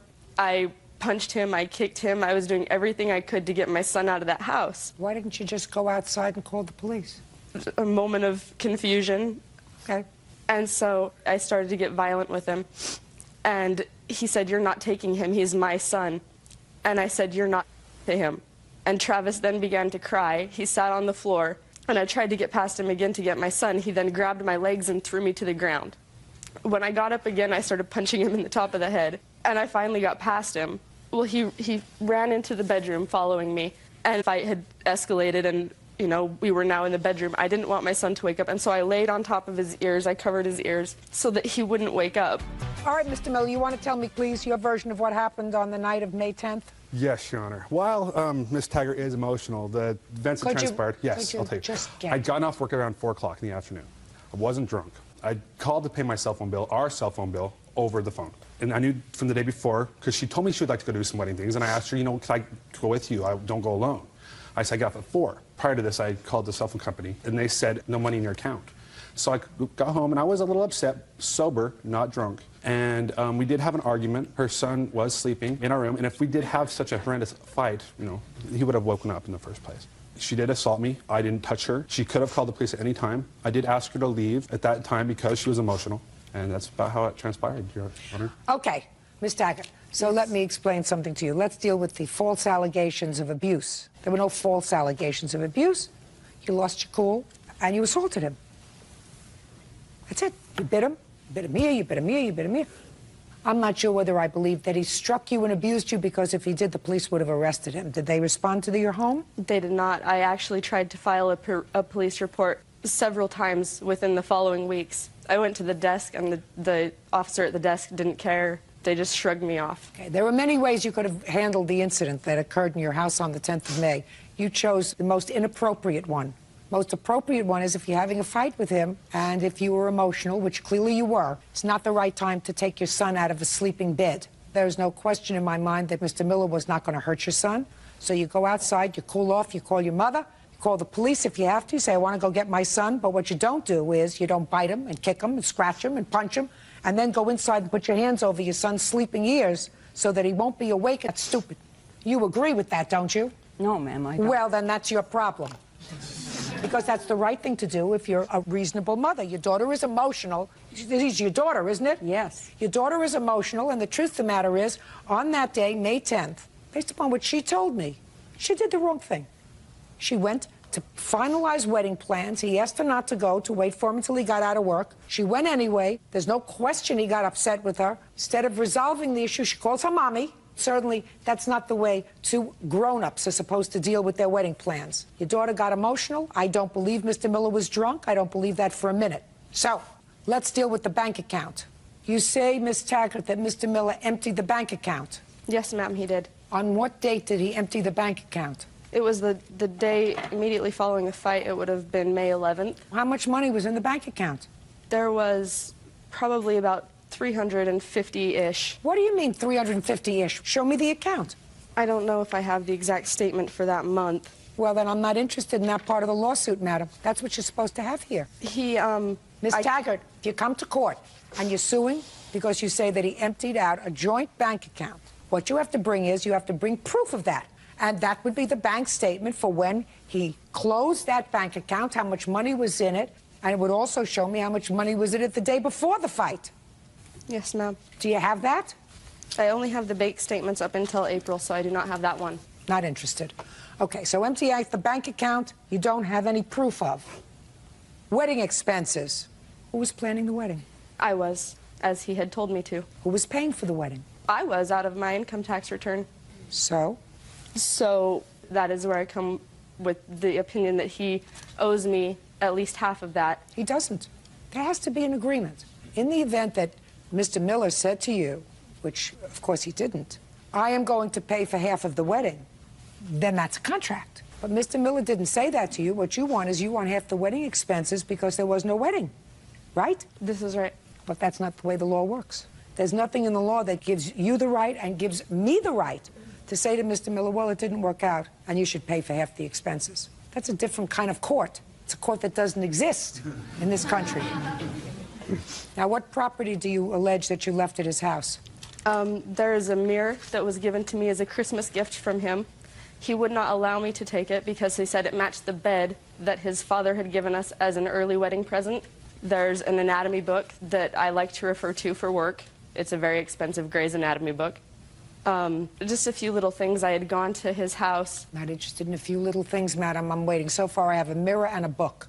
Also, since the bed was given to us as a mutual gift from his father, I believe that I deserve half of the cost of the bed. Got to get over it, Miss Taggart.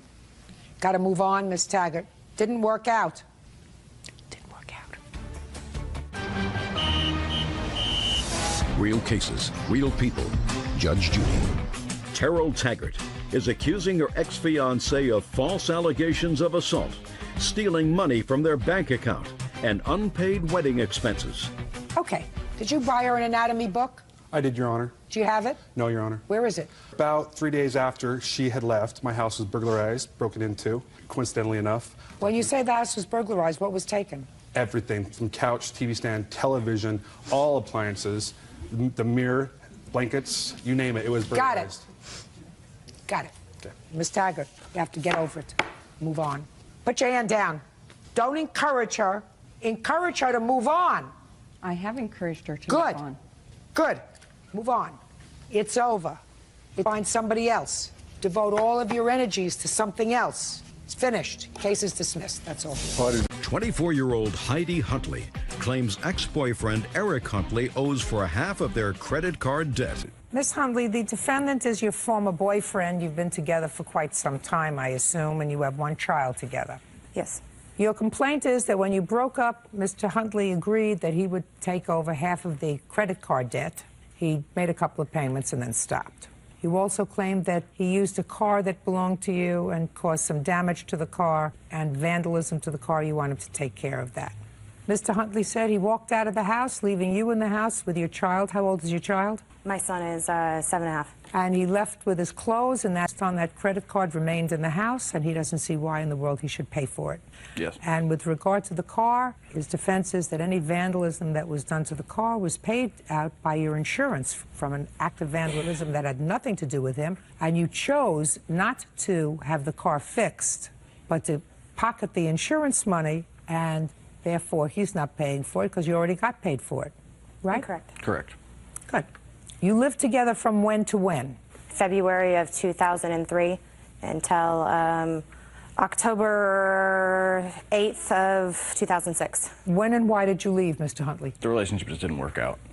It was an agreed upon thing. It wasn't like I just stormed out. I mean, okay, so you agreed. So it was a civilized, orderly arrangement. We were both unhappy. What arrangement did you make, Mr. Huntley, with regard to the debt? I had been paying pretty much all of the, I mean, I had a full-time job and I was going to school, making financial aid and some scholarships, and that was all going to bills while she was only going to school.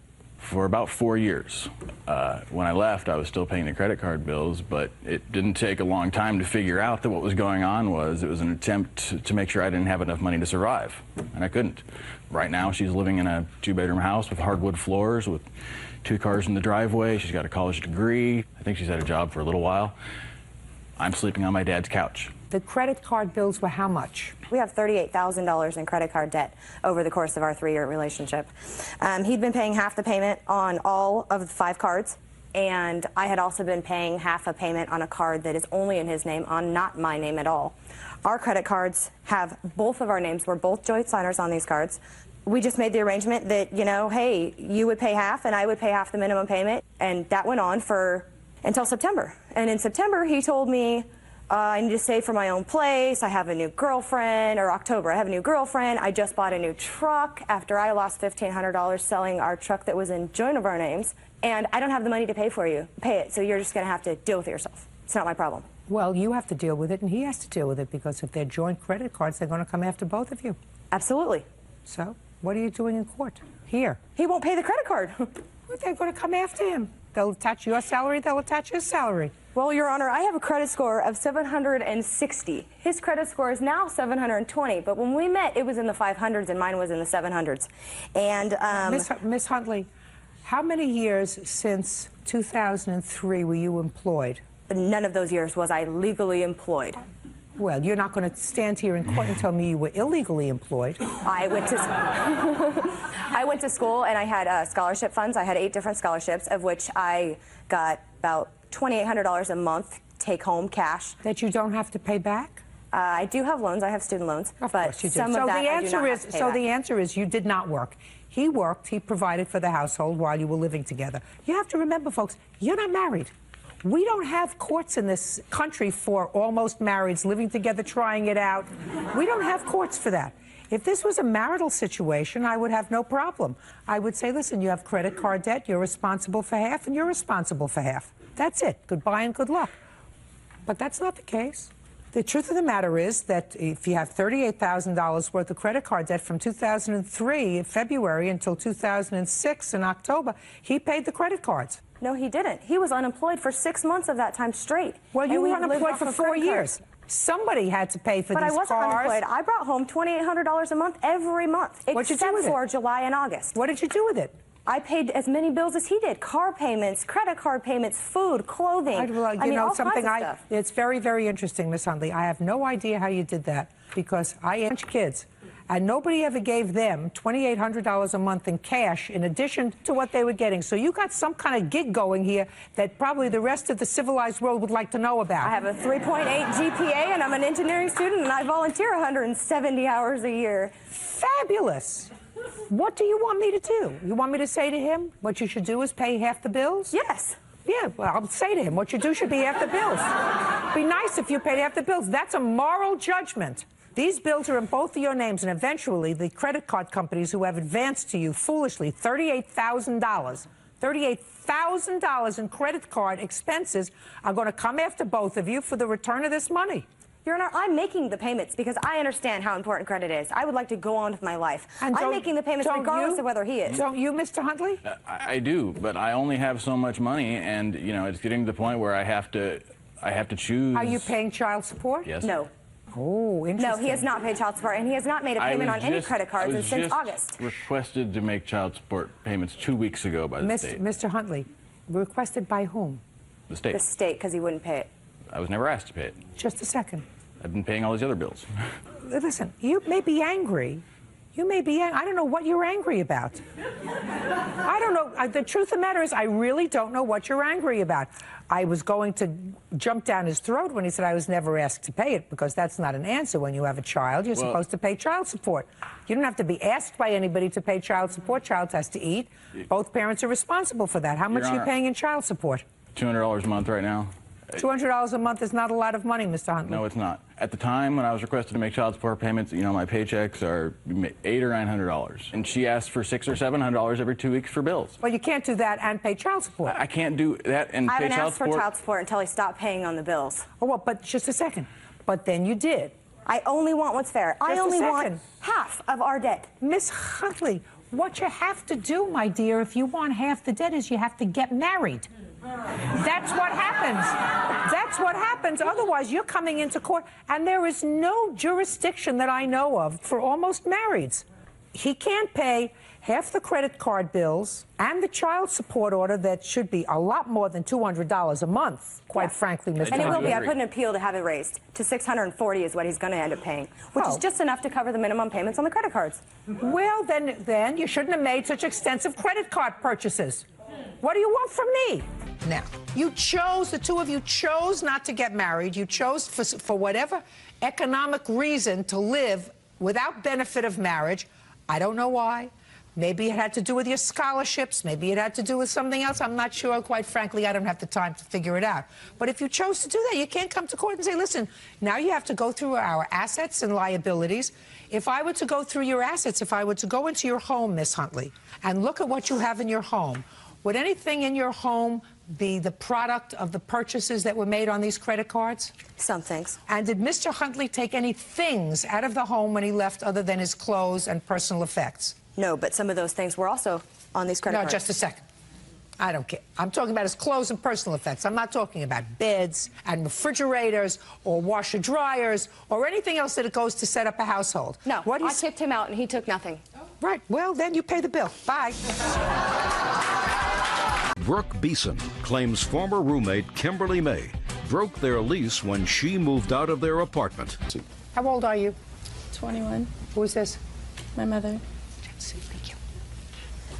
Miss Beeson, you and the defendant leased an apartment together. Were you both in college at the time? She dropped out of college. I was still attending, yes. And according to your complaint, she moved out. Yes. On the lease. She moved out on the lease, and in addition to moving out on the lease, she, according to you, defamed you by telling certain things to your landlord about what was going on in the apartment. You want to be compensated for both. Absolutely. Half of the rent and the defamatory remarks that she allegedly made to the landlord. Yes. When did you sign the lease? May 2006. And you had known each other for a long time, according to what I read in the complaint. So this wasn't new. And it was just the two of you in the apartment? Yes. When did you move out? June 29th, 2006. Okay. Now you're going to tell me why you moved out. Due to bad circumstances. No, well, that's... Drug use, and she clearly disrespected me after asking her plenty of times, her friends in and out of my stuff, my bathroom. I had to put a lock on my door because I didn't feel comfortable leaving my own house, and that's why I left. Let me try to sort it out a little bit. You felt uncomfortable because her friends were coming to the house, and you felt uncomfortable with them. Yes. Why? Because they were up all hours of the night using drugs. Did you ever see anybody using drugs? Yes. Who? Brooke and her friends. What kind of drugs? Marijuana, and that's all I saw. Did you ever smoke marijuana? Yes. So they were up, they were partying, they were smoking marijuana. That I know of. That you know of. A substance that you also indulged in. Not at the apartment. Wherever. It's somebody's apartment. You didn't do it in the street, right? Right. Well, you didn't do it at school, right? Right. So you had to do it in somebody's apartment, right? Yes. Okay. So you had to put a lock on the door. Yes. Your bedroom door. Mm-hmm. Tell me when you put a lock on the bedroom door. In May. Tell me why. Because I didn't feel my belongings were safe. She had people in and out of our apartment. Miss May, did you have any rules that you set up to this apartment with Miss Beeson? No. Well, then you have a problem, madam. Your problem is you have to be a big girl. I know that now. And if you sign a lease on an apartment, you can't just pick up your marbles and go home. So far, you haven't given me one valid reason why you would be entitled to break a lease. You're alleging that you saw her and her friends smoking marijuana. Whether you did in the apartment or not, I don't know, but you certainly did it in somebody else's apartment, so you weren't frightened of drug use because you did it yourself. Not at the time. Before I have. Whatever. I didn't say at the time, before or after. So you weren't certainly frightened of what you saw there because it was something you had indulged in yourself. I mean, I can understand you not being happy if there's lots of partying going on. Did she complain to you about that? It's not an answer. Did she complain to you about people being in the apartment? Or... Yes. So what did you say to her? They're mutual friends of ours, so at certain times, the same friends that would be there with me would be there when I would come home. Late at night, they would be over with her. Well, why didn't you try to work it out? Sit down and work out a scenario where at 1 o'clock in the morning everybody goes home, whether it's your friends or her friends. Why didn't you try to work it out? Because it wasn't an ongoing thing. It wasn't day to day. It wasn't day in, day out. So it was never a continual issue. Well, but she made it an issue. When did she tell you she was moving out? Never told me. Moved That's a out. lie. Vacated the premises without any warning. Said she needed to talk to me the morning before I came home from work. I said, you know what, I have school all day. I'll be home at 2 o'clock. I have to be at work at 5. If you want to talk when I get home from school, that's totally fine. If you want to meet me, I'll be here from 2 to 5 before I go to work. Came home, didn't say a word to me. I went to work, came home, and all of her things were gone. What efforts did you make to find another roommate to take over your lease? I told her 3 weeks prior to my moving out. What efforts I didn't did you make any. Well, you have to. You can't just walk out on a lease. Now, what proof do you have that she made statements to the landlord about you? I have a document that she had given to the apartment complex, if you want to look at this. That she signed? That she has signed, yes, absolutely. I'd like to see it.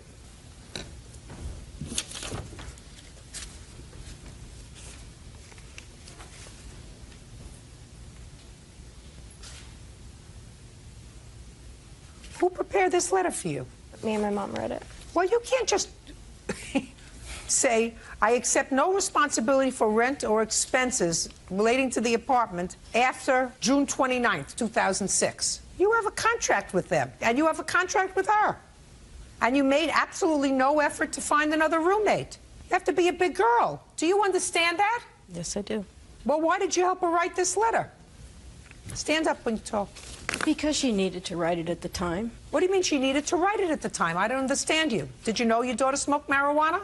She had before. She had before? Yes, She I probably did know. had during, and I guarantee you she does afterwards, maybe not in the apartment, but it's not something that frightens her because she does it herself. And that's the only drug use that she ever says she saw in the apartment. So why would she sort of ascribe any untoward behavior to the plaintiff? It's outrageous. She's a baby, and she shouldn't be coddled by you. Should have told her not to rent the apartment in the first place. You have a roommate now? No, I do not.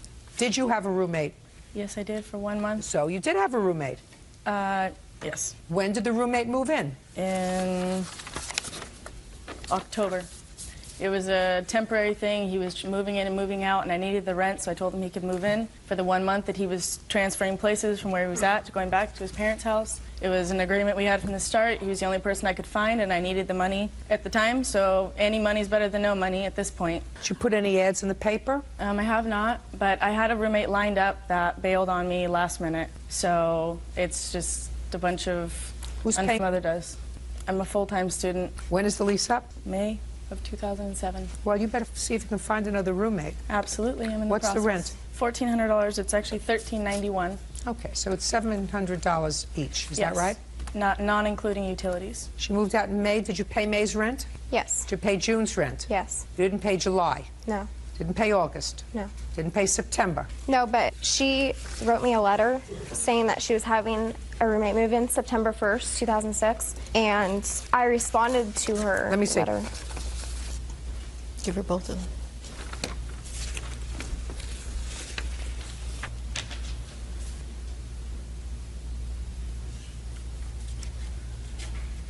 Okay. Well, you wrote this letter to her, telling her exactly what she owed and that your daughter, fortunately, had found a roommate that will be moving in September 1st. You wrote the letter. However, can I? Yes. Okay. Brooke had a girl from work lined up that had given us a $200 deposit, which we, on the itemization, showed that she had given us. The girl ended up not moving in. So we deducted $200, the deposit she had given, and we did get a deposit from her to secure us, but it didn't remove Kim from the lease. Anyways, she did not get another roommate until Chad moved in for 1 month. She has contacted everybody. She let the apartment know that she would move out if they could find somebody. A tenant had come to me regarding something, and I had tried to work something out where she could even take over the apartment so Brooke could move back home. I got you. You have 3 months' rent so far. We have October that this fellow moved in, and you have November and December. That's 5 months' rent. It's $3,500. So far, that's what you owe her. And although I'm not happy with the letter that you sent, the letter does not indicate that the plaintiff is the one that was using drugs in the apartment. It says that there was drug use in the apartment. It doesn't describe that conduct particularly to her. Could have been other people, it could have been guests, etc. So I'm not awarding you any money for defamation. Right now, the entire lawsuit has not come to fruition yet. It's not become fixed yet because I am hoping that she will find a roommate. So am I. I'm paying the rent. Right, I got it. You can't do that. And your daughter can't do that. She's got a responsibility. Why should this mother be responsible for the rent? Let your daughter move in, she'll move out. You want to do that? Stand up. Move over. The apartment's lease goes until next May. Right now, Miss Beeson's mother has been footing the bills for your daughter's share of the rent. She's perfectly prepared for her daughter to come home and live at home. You want to assume the responsibility from January until May for your daughter? She'll move out and your daughter can move in. That way she can be safe. She can have only her own friends. How about it? No, I would not. Why? Why? Why is my question? Why is it okay for this lady to pay all the rent when your daughter defaulted and not for you to pay all the rent when your daughter defaulted? Well, first of all, that lady doesn't have to pay anything. I don't have to pay anything. Sure They're you do. two adults. No, just a second. You made an excuse for your daughter and you helped her craft a letter to get out of a lease. Your daughter had no right to move out. May I say something? What if I find her a roommate? No question. That's not my question. My question is, you can't stick her with the rent. What, instead of her having to pay you any money since she's already out that money, you move in. You find a roommate. You don't have to find her a roommate. Find yourself a roommate that you're happy with. How about it? No. Yeah, May I say something? Right. Right. She's a big baby. And don't encourage her. Judgment for the plaintiff in the amount of $3,500. That's all. Amelia Tarabi is suing her neighbor, Jessica Golden, for damage to her car caused by her pit bull. Amelia claims the dog scratched the paint while sunbathing on the roof. Mr. Robbie, you and the defendant are neighbors, and according to your complaint, the defendant has a couple of dogs, large dogs. Yes. You had a new car, and it is your claim that her dogs jumped on both the hood and the roof of your car to get the sun and caused damage and scratching to the car. You want the defendant to pay for that damage. And in addition to that, you say that you were forced to park in the street at some point and got a parking ticket. You want her to pay the parking ticket. Forget the parking ticket. You park in the street, that's your problem. Let's get to the scratched car. What kind of property do you live in? Do you live in a condo unit? Do you have a private house? We live in a duplex, so it's just the two of our units, and there's a long driveway, and there's a gate which sections off the back where we park our cars. We're both allowed to have 2 cars back there. Is it a backyard? There's a yard, and there's also a concrete driveway, as well as garage space. Did you ever see the defendant's dog? Yes. When? It was about a week after I noticed the damages. When I got back from out of town and I noticed the damages, I called her and I told her what had happened. Tell me what you saw. I saw dog scratches all over the hood of the car. I understand you say that the car was damaged and scratched. A week later, you saw her dogs on the car. Tell me exactly what you saw. Okay. I looked out of my kitchen windows. I was walking by it, and I saw her dog on top of my car on the roof, where there would be a sunroof, laying on the roof. Were her dogs regularly in the backyard without being leashed? Yes. Did you ever discuss that with her? Yes, but it was just something that was put to me that that's what I got this apartment for, and my dogs are going to be in the yard. So there was nothing I could do about keeping her dogs in or out of the yard, and they'd start barking at 7:30 in the morning until 10 o'clock at night, but they had never caused damage to any of the vehicles back there before. Did anyone else see her dogs on the top of your car? Yes, the day that I looked out of my kitchen window, my friend Andrew was over, we were having lunch, and I saw the dog on my car, and I ran down the back stairs to shoo the dog off of my car, and Andrea was still upstairs. Your last name? Labe. Tell me what you saw, Miss Labe, and if you remember the date, I would appreciate it. I don't remember the exact date. It was mid-October. Okay. I was over at Amelia's house. We were in her kitchen. She happened to cross by the window that looked into the backyard. She looked out the window and said something to the effect of, "Oh my gosh," and ran down the back staircase. I went over to the window to see what she had seen, and as I looked out the window, I saw a white and brown pit bull sitting on the top of her car sunbathing, just kind of laying there, sunbathing. And as I continued to look, I saw Amelia go into the backyard and shoo the dog off the car. It proceeded to simply get up, walk down the front of the car, and get off the car. You have pictures of the damage? I do. I'd like to take a look at it.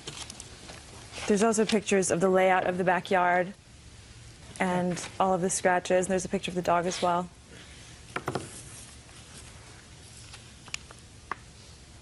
What happened when you called the defendant? When I first noticed the scratches and the damages, I called her. I was at the grocery store. I had just gotten out of my car, and I called her, and she apologized and said that she would pay for the damages and that we had to figure out a solution so that this wouldn't happen again. And then about a week later, I got an email from her saying that she had spoken to her mother and other people, and they didn't feel that it was her responsibility to pay for the damages. Did you have the car fixed? No, it has not been repaired yet. Did you get an estimate? I did get an estimate. I've gotten 3 estimates, and I picked the one that's right in the middle. I'd like to see all that. Okay, Miss Golden, why are your dogs let out in the backyard without any supervision? Well, it's a fenced-in yard, and that's part of the reason why I moved there originally, because it's so hard to find yard in Los Angeles. So I thought it would be great that I could have a yard for my dogs. But there is a 3-car garage that she could park her car in that she just chooses not to. If she actually thought there was a problem with my dogs have never... They were on the hood of her car. I've never seen my dogs... I don't care whether you haven't seen it. There's no question. I don't care whether you've seen it or not. That's fine. They saw it, and she saw it, and I absolutely believe them that your pit bull was taking a sunbath. This is the first I've ever heard of that, so she never told me that. That's not She true. said that the car was scratched. No. When she came to me...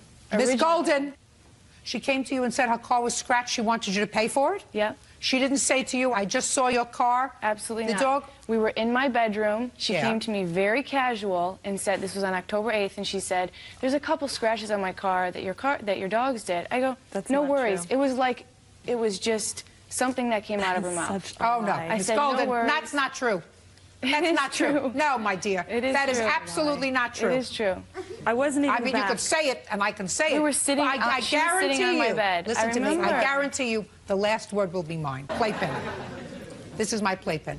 She does not look like a nut, and her friend does not look like a nut, and there would have been no reason for her to come across to your house that day unless she and her friend, who I absolutely believe, saw your dog. I mean, your dog wasn't doing anything terrible, wasn't chewing off somebody's leg, but was taking a sunbath on her car. And my question to you is, it's nice to want to have a nice backyard, but when you signed your lease, you also knew that the defendant had the right to park her car back there, as you do. Well, because of this, I've had to get rid of the dogs. Just a second. Does your lease provide that your dogs can be in the backyard unsupervised? Absolutely. Let me see it. Her lease. I don't have the lease. It doesn't say anything about the dogs, but I'm allowed to have full reign of the yard. I just want to see, just just a second. I just want to see that your lease provides that you're allowed to have dogs that have full reign, unsupervised, in the backyard. Show me that. I don't have my lease with me. I have emails from the landlord saying that she was in violation Don't tell of the me lease. what the emails from the landlord are. There's cats also that are in the yard, and raccoons and possums, and we have fruit trees with rats, so a lot of animals come into our yard. That's very possible. So I have pictures of cats that were in the yard. You have that pictures were of right cats? next to Just a second. Do you have pictures of cats that were on the roof of her car? Absolutely not, but neither does she. She doesn't need any pictures. She has a witness who I believe. I have two 60-pound dogs, and if a dog were to go on the roof of her car, I'm pretty sure that it would dent the top of her car. You have an expert? My question is, do you have an expert witness here to testify that if a 60-pound dog sat on the roof of a car, it would dent it? Not with me today, but the well, people that today I is when you were called, that supposed to was come what to they court, said. Miss Golden. Today is when you bring your I witnesses. couldn't get anybody to come because they all had to work, and nobody Miss wants Golden, to deal with the courts. I'm not interested in sad stories. I'm telling you, I'm not interested in cats in the backyard, in raccoons in the backyard, unless you have pictures of them or somebody saw them on the roof of her car. She has a witness who I believe, and I believe her, that the reason she came to you was because she had this happened a week before, and she had no idea how it happened. Until that day, she looked out the window, and unfortunately for you, she saw one of your dogs taking a sunbath on the roof of her car. I absolutely believe her. Otherwise, she would have come to you immediately and said, listen, I have to pin this on somebody. I might as well pin it on your dogs. Right? Well, I didn't want to pin it on anybody, but I knew it was her dogs because they were in the backyard unsupervised, and there was 3 of them. I don't care whether it was 3 of them or not. She could have had 30 dogs unsupervised. Unless you saw one on the roof, you weren't going to convince me that her dogs are responsible. She continued to park her car there for a month after this had already happened. She what? If my dogs did it, why would she continue to park her car where my dogs were and continue to let her car be damaged? What would you prefer that she do? Rent a car we have space a driveway else? that fits outside of the gate where my dogs usually are. There's a driveway that fits 4 cars. Where do you park your car? I park my car in the gate, but sometimes I park it outside of the gate. But you park your car behind the gate. Shh, listen to me carefully. You live in Los Angeles? Yeah. Is there a reason you park your car behind the gate? I park my car behind the gate because I have a son, so it's easier to let him in and out. How old is your son? 2 years old. So he gets in and out of the car by himself? No, I'm saying. So what difference does it make whether you when park I pull the car in the back, gate? like have the groceries and everything, I'm not Ms. Golden, worried about you got an letting answer him for out. everything. Charging for the plaintiff the amount of $2,400. That's all. Go get the car painted. That's all. Michelle Garcia claims ex-fiancé Nicholas Byman owes for breaking an apartment lease and for an assault. Nicholas claims Michelle attacked him first. Ms. Garcia, this is your boyfriend, or used to be your boyfriend, according to your complaint. He assaulted you, causing you to have medical bills. He made it so because of the stress that he created by his actions that you couldn't work, thereby causing you to lose your apartment and the lease. He owes you for the assault, for pain and suffering, for your medical bills, etc., etc., etc. Mr. Byman says that you were a nag, you bugged him over his drug use and his lack of employment, that you pushed him and things sort of got out of control. Correct. How long were you, Mr. Byman, together? We started dating on February 17th of '05. And soon got engaged after that. Are you engaged now? No. To anyone? No. So this baby is his? Yes. When did you move in together? We moved to San Diego in April, and we were in a hotel room trying to find an apartment for 3 months, and then finally got an apartment on June 6th of 05, and we were there up until end of October when we both were evicted. But he wasn't living there when you were actually evicted from the apartment. He was in jail. And when was he incarcerated? He was incarcerated 3 different times for the last time. The last time was October 12th. The arrest was for an assault on you. Those charges were somehow disposed of, but he had prior arrest warrants, so he was held. Technically, it was October 8th, and I had a court case in Sacramento on October 10th. After I couldn't make my court appearance because I was in custody in San Diego, Sacramento put a hold on me. I spent 10 days down in San Diego, and then finally they transported me up to Sacramento to take care of my case up there. What kind of case did you have there? I think it was 475 of the Penal Code. Don't play with me. It was intent to defraud, ma'am. Intent to defraud who? A bank. Were you sentenced yet? Yes. To what? 90 days of work project and 4 years of probation. Is that the only outstanding case you had? When I was arrested one of the 3 times, they tested me for drugs and I came up positive. How long have you had a drug problem, Mr. Byman? Off and on for years. How many years? 10? Started smoking weed at 13 years old, so probably since then. How old are you now? 26. 13. But you graduated from marijuana to? Methamphetamine. Did Miss Garcia, was she aware that you had a drug problem? Yes. Did she have a drug problem? No. That was poor judgment on your part. Thought I could help him and save him. Move him to San Diego and get him away from the drugs and the crime. Well, that's fine. You can try to save him. You don't have to have a baby in the bargain.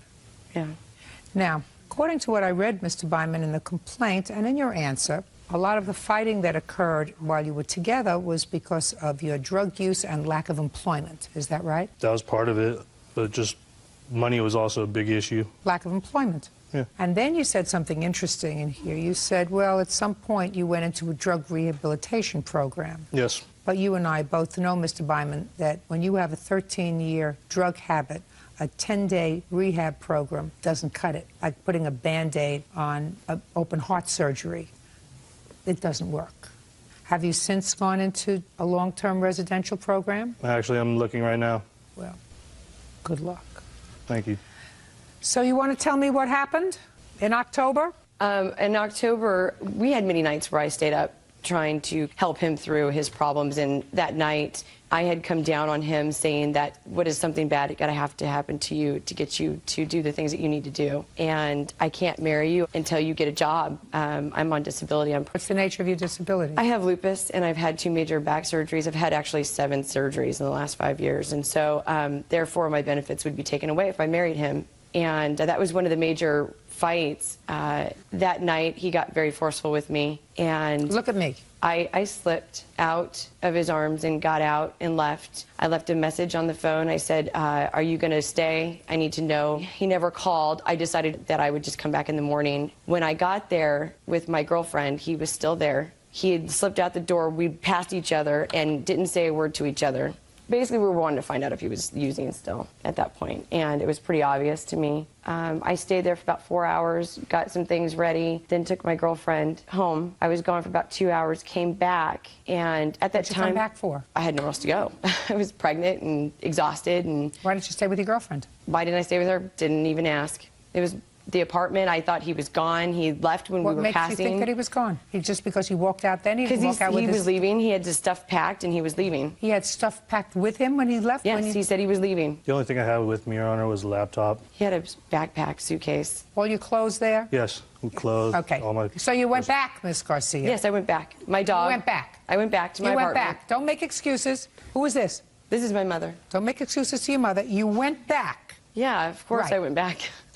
My girlfriend did not have a place to stay, for me to stay either. Go to your either. mother's house. My mother lives 600 miles away. I don't care. Get on a plane. If you're afraid of somebody, that's what you do. You don't go back to the apartment, knowing that all of his clothes and stuff is still there. I wasn't that afraid of him at the time. Okay, so you went back. So I went back. Okay. And he showed up. He was actually in the apartment, hiding behind the bedroom wall, and jumped out at me. And that's when he held me down saying something to me, just listen, and was holding me down.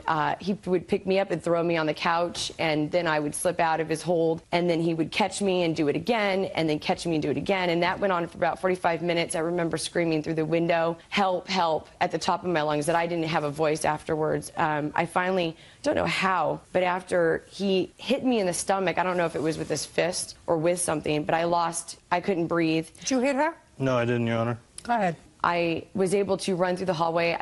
I had my keys hanging up in the hallway there on this caddy, and grabbed them and ran out the door. He followed me outside, down the stairs, and proceeded to want to hold me down. And then I think he realized that we were outside, and I was crawling to the car to get into the car to lock myself in the car. And my neighbor saw me, called the police, ambulance came. I was in sinus tac. Went into trauma for about 6 hours. They kept me over the night, watched the baby, make sure the baby was okay. It was about 5 months pregnant. So, which the baby's fine, thank goodness. But we have not been together since. Go ahead. I've tried to get him to help pay these bills off. I've been paying them little by little what I can. Which bills? The apartment, I haven't started paying the apartment bill yet, which is the eviction and the attorney's fees and what we had owed on the last 2 months, or what he had owed on the last 2 months, actually. He never paid rent, not once. That and the Time Warner Cable, SD Genie, cell phone bills, you name it. I'm paying all of it. We still owe about $11,000 right now, and I'm currently just paying $25, $5 when I can. Well, show me. Show me that you're paying them. Let's see. Here's a bill for, I mean, there's just 1,000 of them. The bill for the TV, the bill for... I don't want you to show me the bills. I want you to show me that you paid them. Yeah, it's got receipts attached to them. Great. Can I see it, please? These are the receipts. Let's see here. Then I've got my ambulance bill. I don't have the hospital bill yet. You have the medical bill there? I have the ambulance bill. I don't have the hospital bill. No. What I want you to answer, Ms. Garcia, if you are on disability, which means you also have medical coverage based upon your disability, I want to see what the disability covered. You have Medicaid? They haven't covered this. I just got this in the mail. And it's Medi-Cal, yes. Medi-Cal. Well, then that has to be submitted to them. Yes, it does. I think he should have to pay it, though. Why should the state have to pay something that he caused? You want a check written to the state, written to the ambulance? Well, that means that he's going to give you less money once this baby is born. Wouldn't that be stupid? Yeah, like he's going to give me any money. Wouldn't that be stupid? Would. All right. Let's not play around with each other. The bill that I'm here for, the $5,000 bill, I have not started paying on this because I don't have the money. That's why we're here. I'm suing him for this money. What bill? This is our apartment eviction bill. We got evicted. There's attorney's fees. It ends up being $5,493. He assumes that I'm going to pay this. I'm not. Oh, you're not. You're not. You're just going to pay half. I've paid half since we moved into that apartment. No. That's your choice, Ms. Garcia, my dear. That's your choice. If you chose to stay in that apartment and you chose to move in with him knowing that he had a drug problem, we were trying to save him, your saving him didn't work out, I'm not interested in the fact that you assumed the responsibility of paying the rent despite the fact that you had an agreement that you were each going to contribute half. Just as if it didn't work out between the two of you and you had to stop working or doing whatever you do because you were pregnant, I wouldn't permit him to come to court and say, well, didn't work out. I paid all the rent. We had an agreement that she would pay half the rent. She stopped working. So I chose to continue to pay the rent. You even went back there in October hoping that it would all work out after you left the apartment and came back with your friend. Now, I'd like you to tell me your version of what happened on the 8th of October. Actually, it started on the 7th. We got in an argument about the money that we owed when we went to court for the eviction. They gave us 2 weeks when we went to arbitration. Hold on a second. You mean you were still together at the time that you were being evicted? Yes. Is that right? We had gone to court during the first month that they approached us and put a note on our door. Miss Garcia, you understand what I'm saying to you? Living in the apartment, the landlord moved to evict you for non-payment of rent? Yes.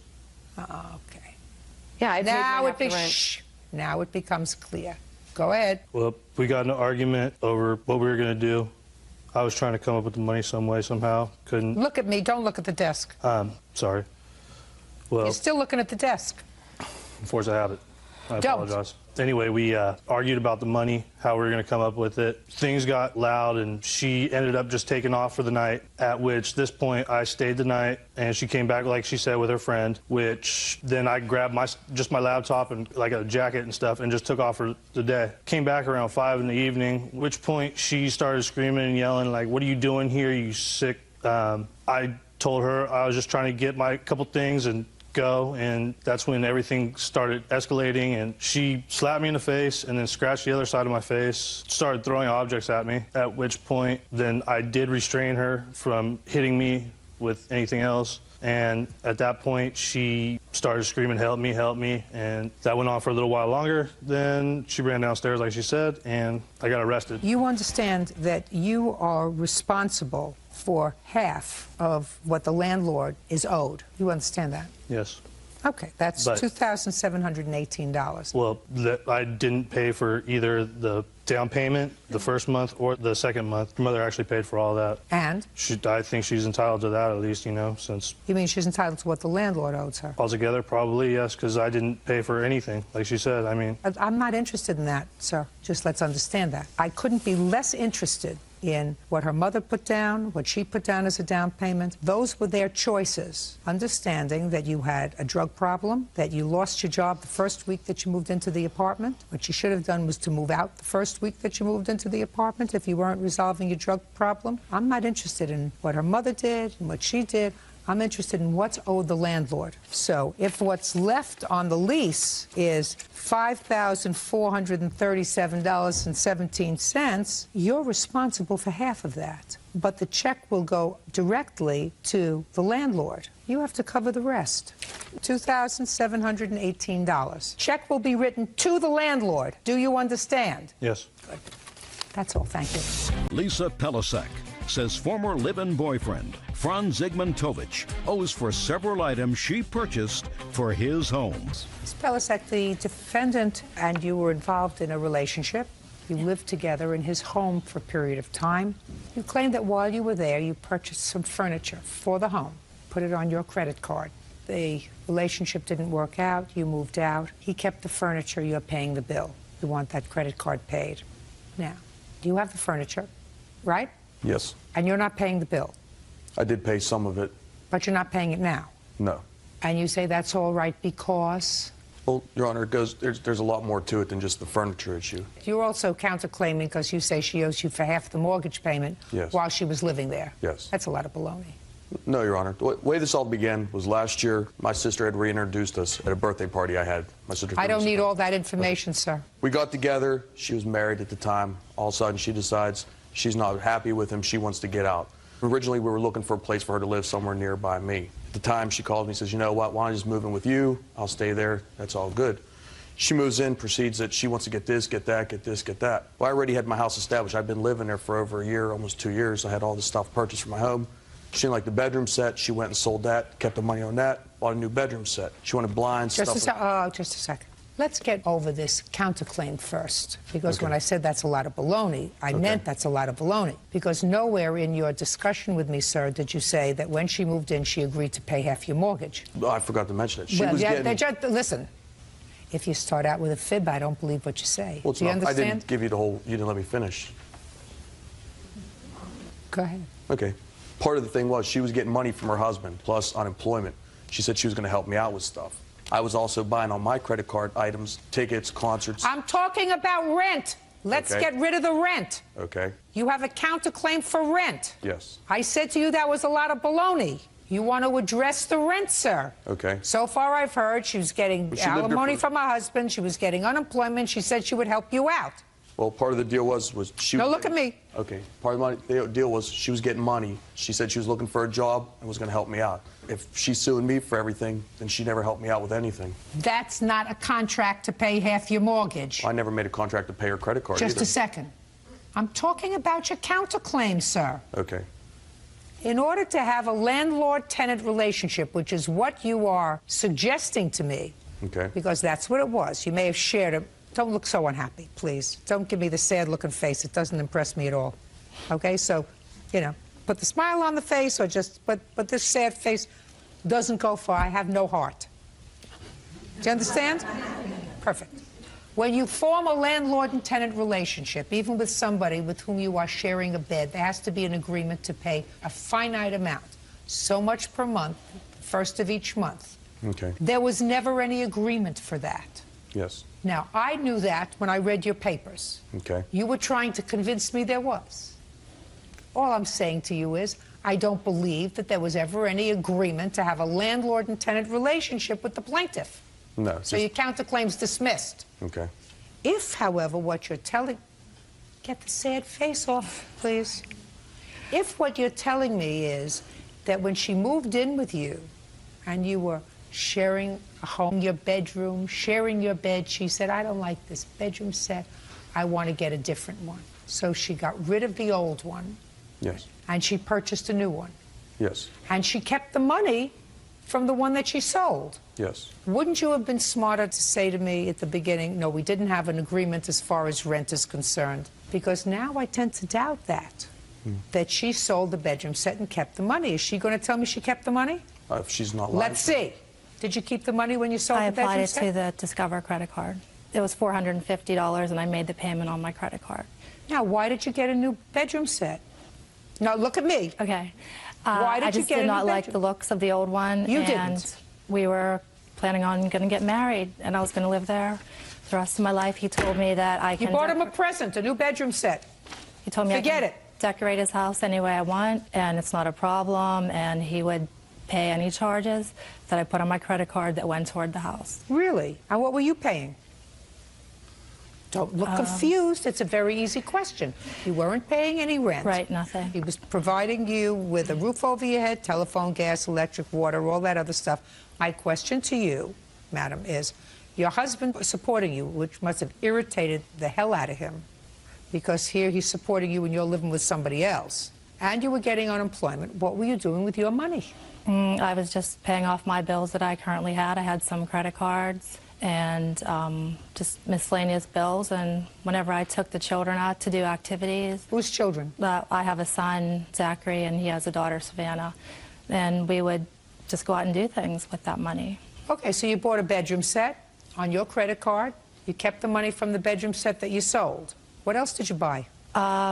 There were just many, many household items, new kitchen sinks. There were shower curtains, shower rugs, window blinds, just miscellaneous home items, shelving units for the basement. But it all just really added up. And over what period of time did you purchase these things? From the time I actually officially moved in, which was July 16th, until September 15th.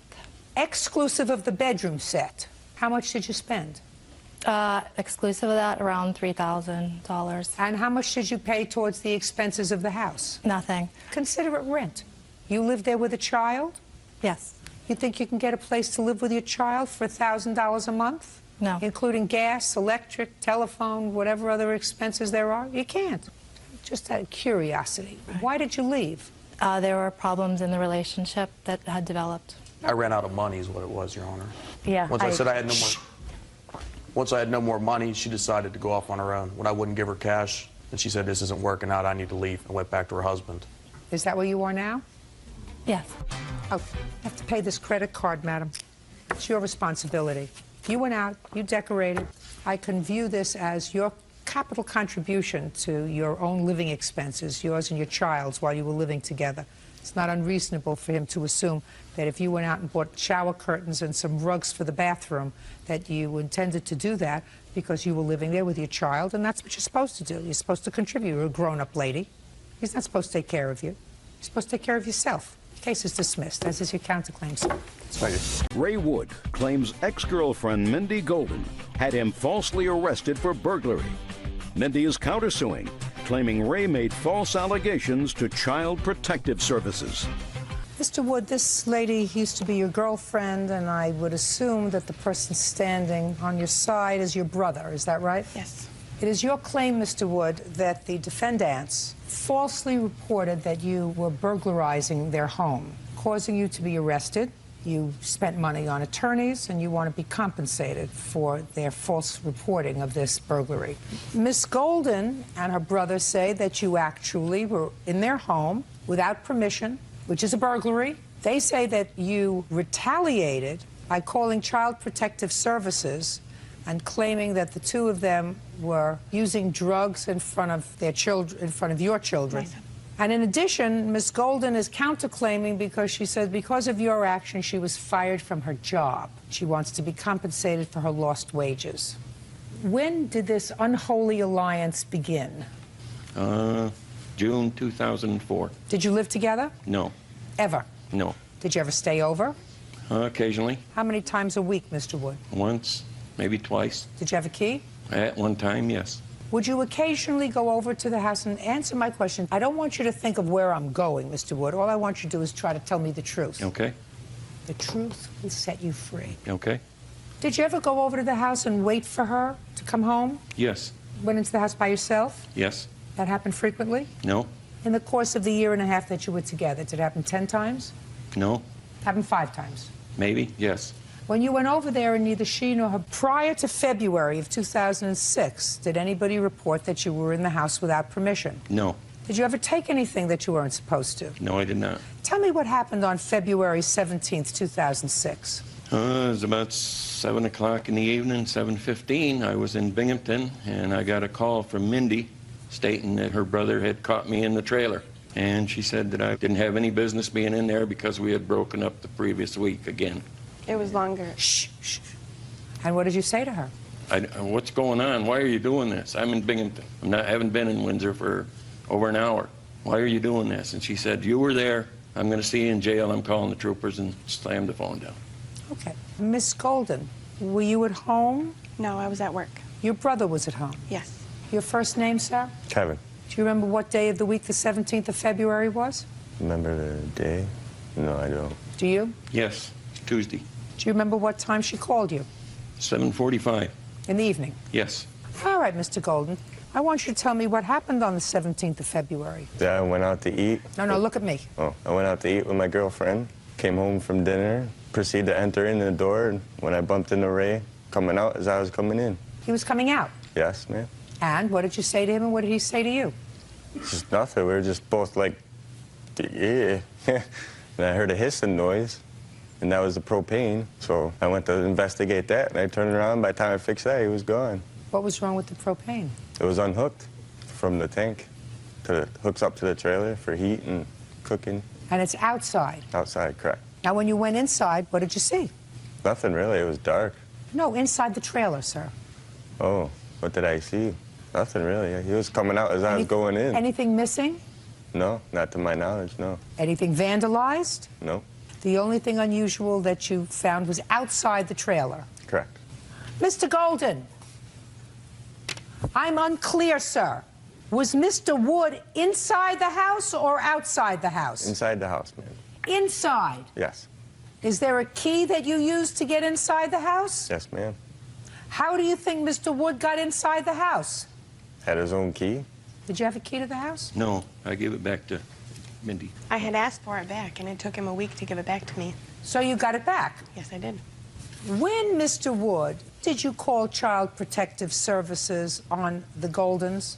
I didn't hear from the troopers for a week to 10 days on the charge.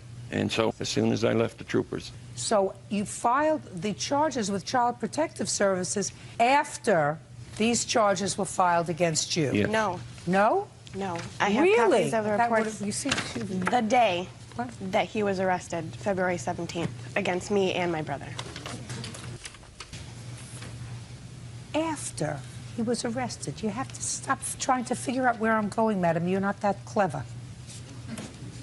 When did you stop being involved in a relationship, Mr. Wood? February 7th. Had you been back to the house since February 7th? No. So all the information that you had on February 17th when you filed the charges with Child Protective Services, you had on the 7th when you left. Is Yes. that right?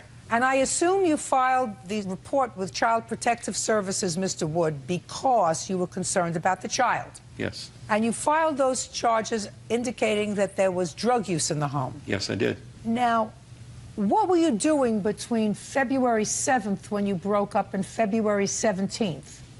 As far as what? I don't understand. I want to know if you were incapacitated. Oh, no. I want to know if you were hospitalized. No. So you want to tell me, sir, why you waited from February 17th to report to Child Protective Services something that you must have felt very strongly about this drug use in front of a child, right? Right. So explain to me why you waited 10 days. I thought maybe it would change. So what told you that it wasn't going to change when they filed these burglary charges against you? Is that what you're telling me? No. You mean it was just a coincidence? I thought maybe. You mean it was just a coincidence? Yes. That the charges were filed on the same day with Child Protective Services as the charges for burglary were filed against you? Yes. That's a coincidence, sir, that I find very hard to swallow. Because if someone is legitimately concerned about the welfare of a child, how old is your child? He's 3 now. He was 2. About a 3-year-old child that has no voice, then I assume that this drug use has been going on for a long time, right? Yes. That you would have reported it immediately, right? Right. You chose to wait serendipitously on the same day as you were arrested for burglary to report it to Child Protective Services. Yes. That would be unfortunate. Now, let us move on to your counterclaim. Yes, ma'am. Go. He had filed another report against myself and my daughter's father. So 2 separate reports to Child Protective. What were you doing with your daughter's father? Nothing. He doesn't even know my daughter's father. Well, what did he allege you were doing? The same thing. Did you ever smoke marijuana in front of your child? No, ma'am. Did your brother? Not to my knowledge. Well, you would know that, right? I would hope so. Let's get to the counterclaim. Honestly, I just want him to leave me alone. And I wouldn't have filed the counterclaim if he hadn't done this. Okay, so you're going to withdraw the counterclaim because you want me to deal with his claim of false arrest? Please. Mr. Wood, I believe you were there. How about that? I wasn't there. I believe you were. I don't see any other reason, sir. I understand that the grand jury refused to indict you probably because you really didn't do anything while you were there except maybe pull apart the propane so that they would run out of gas. That's what you did. I don't necessarily believe that he saw you inside the house, but I believe that he saw you there. I don't know what you were angry at, but I believe that he saw you there. And I believe that you retaliated, and you retaliated by filing charges against both of them for drug use. I believe that that's an inappropriate way to conduct yourself if you were legitimately concerned about the welfare of an infant. And what you do is you report those concerns immediately to Protective Services, and you don't wait until you have an axe to grind to do it. That's not what Child Protective Services is there for. So I believe that you were there on the 17th of February. I don't think that you were there to burglarize the house. And by the way, Miss Golden, you want him to leave you alone? He better leave you alone. Did you file for a protective order? Yes, I did. And do you have one? I did. It ran out, but he was leaving me alone, so I didn't renew it. How long did you have it for? 6 months. So now he's leaving you alone? Yes. Perfect. Let it remain that way. The lawsuit's dismissed, sir. You were there on the 17th of February. I believe you were there. That's all. Connie Adams says former friend Richard Hood owes for rent, loans, and harassment. Richard is countersuing for the return of his truck. Miss Adams, the defendant was a friend of yours who, according to your complaint, you were allowed to move into your home. Correct. You claim that he owes you some money for rent and for harassment and for a small loan that you made to him. Mr. Hood says that, as a matter of fact, he owes you nothing. Your relationship after he moved in changed, and that you told him he didn't have to pay rent. There was some point where he gave you the title to his car as collateral on the loan. It got very, very ugly, and Mr. Hood says that you actually kept some tools that were in his truck. He's counterclaiming for that property, and also he says that you've been harassing him. Is that right, Mr. Hood? That's correct, Your Honor. All right. Mr. Hood, how do you know Miss Adams? I did some work on her house about 3 to 4 years ago for another contractor, and I met her at a bar about a year before that, and did the work on her house, and when I got done, she was wanting to do some further work, so I said okay, and me and my girlfriend, we had a falling out, we split up, and I was asked to leave, and I went to Miss Adams, and I said, would you care to trade the work for the rent? And she agreed. That's not true. Shh. Well, it is true, because that's what you say in your complaint, that initially he asked to move in, and you agreed that until he found a job, because you didn't have a job at that point. Correct. According to her. But he had one lined up. Shh. According to your complaint, you said, well, you can do some work around the house until you start your job, and then you can pay me rent. Is that what she told you? Yes, Your Honor. Oh, okay. When did you move in? It was around January. It was like maybe right around the 16th. And what work did you do in the house? She had a bathroom, didn't have enough plywood on the floor, so when you set the toilet down, the wax ring wouldn't fit right, so I had to build up some plywood around the toilet. How long did that take you, Mr. Hood? Probably a couple hours. What else did you do in the house? I patched holes in her walls. She had various holes. How many various holes did she have? Probably about maybe 5 or 6. 5 or 6 holes. With your 2. hands, show me how big the holes were. Just like pinholes were. Little holes? They're little tiny, like nail holes. It was where a towel rack had fallen off the wall. Listen to me. Okay. Speak not. Sorry. Little pinholes. So what you do is you go to the store, right? You get a little tub of that putty stuff. You go like this, you put it in, you smooth it over, Yes, right? Your Honor. There was like maybe some like that too as well. Oh, where big she nails. pulled a picture. Big ones, so that you had to go like this. Yes, Your Honor. Instead of like this, right? Would you Yes, say Your it took you 20 minutes? Yes, Your Honor. So that now we have 2 hours and 20 minutes. What else did you do? She wanted a wall framed in her basement, which I told her then I wasn't a framer either, so the wall would look good. To the eye, it would look good, but it wasn't perfectly level. I didn't have levels. I had very little stuff to work with. But I had just enough, and I got the wall built. You built a wall, Yes, Your Honor. an unlevel wall. Yes, Your Honor. And, Mr. Hood, how long would you say that it took you to build that wall? Probably about 5 hours. What else did you do? I'm not. That's about it. Okay, so that we have, and I shot. Put it down. So this is what we have, Mr. Hood. We have 2 hours, 20 minutes, and 5 hours. That is 7.5 hours. That is a full day, right? Yes, Your Honor. You moved in on what date? The 16th of Yes, Your Honor. January? On what date did you start to pay rent? I think it was like a month, roughly about a month after And that. how much was your rent per week, per month? What did you decide? She decided she wanted to make it $100 a week. $100 a week. And you worked for a day. And you lived there for a month before you started to pay rent. Yes, Your Honor. According to you. So that would mean that you owe her 4 and something weeks in a month. Let's say you have $450 for rent. So let's say I'm going to deduct $50 for all the work you did for her. Okay. $50. Is that fair? Yes, Your Honor. This is too easy. And when did you move out? It was probably right around March. I don't know the exact date. Miss Adams does. What day in March? Miss March Adams? 30th. Oh, January, February, March. So he lived there about 3 months. How much did he pay you in rent? $200. When? In what month did he give you The $200? last 2 weeks he was there. What'd you let him stay for? Well, I felt sorry for him because he was fighting for his children, and I took in the whole story about how the state had the kids in foster care and they were turning against him, and he hadn't seen the kids in months. He needed a decent place to stay where the children could come. And my heart went out to him. And once I let him move into the house, the state was allowing the children to come see him on Sundays, sometimes Saturdays, at my home, in my presence. Is that true, Mr. Hood? Yes, Your Honor. Okay, go ahead. And I felt sorry for him, and I felt sorry for the children until I found out what he was really like, and I believe the children are better off where they are right now. Why? Because they're on a farm with their aunt, and these two are in the bars nearly every night. He met me in a bar. I was DJing at that bar. I wasn't drinking. I was the DJ there. How do you know that they're at a bar every night? I know several bar owners in town because I do DJ work. How many children do you have, Mr. Hood? I have 6 children, Your Honor. How old are they? One's 21, one's 10, and little girl's 17, one's 18, and then the 2 and 3-year-old. When was the last time you lived with any of your children? Roughly about a year. And then the state removed them? I was removed from the house because of domestic violence. You were? Yes, Your Honor. All right, Miss Adams. What else? I have receipts for the loans that I gave him. Let me see it. All of those are receipts. And his bar tab. I don't care about his bar tab.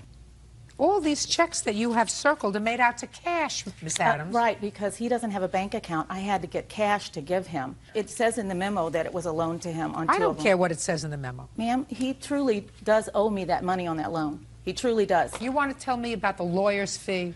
Yes, I do. He was in court at family court, and his attorney was not going to represent him.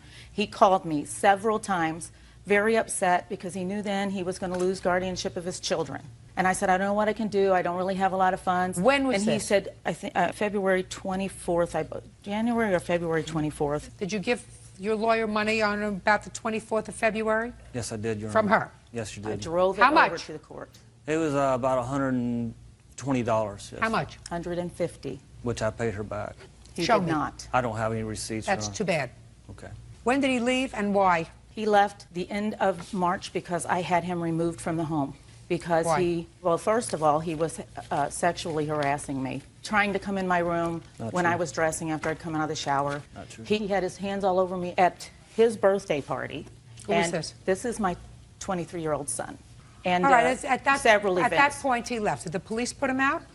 They came as standby, and I do have the standbys that shows the police presence for him to remove all of his possessions, with the exception of the truck, because I had the title to the truck as collateral, and I showed it to the police officers.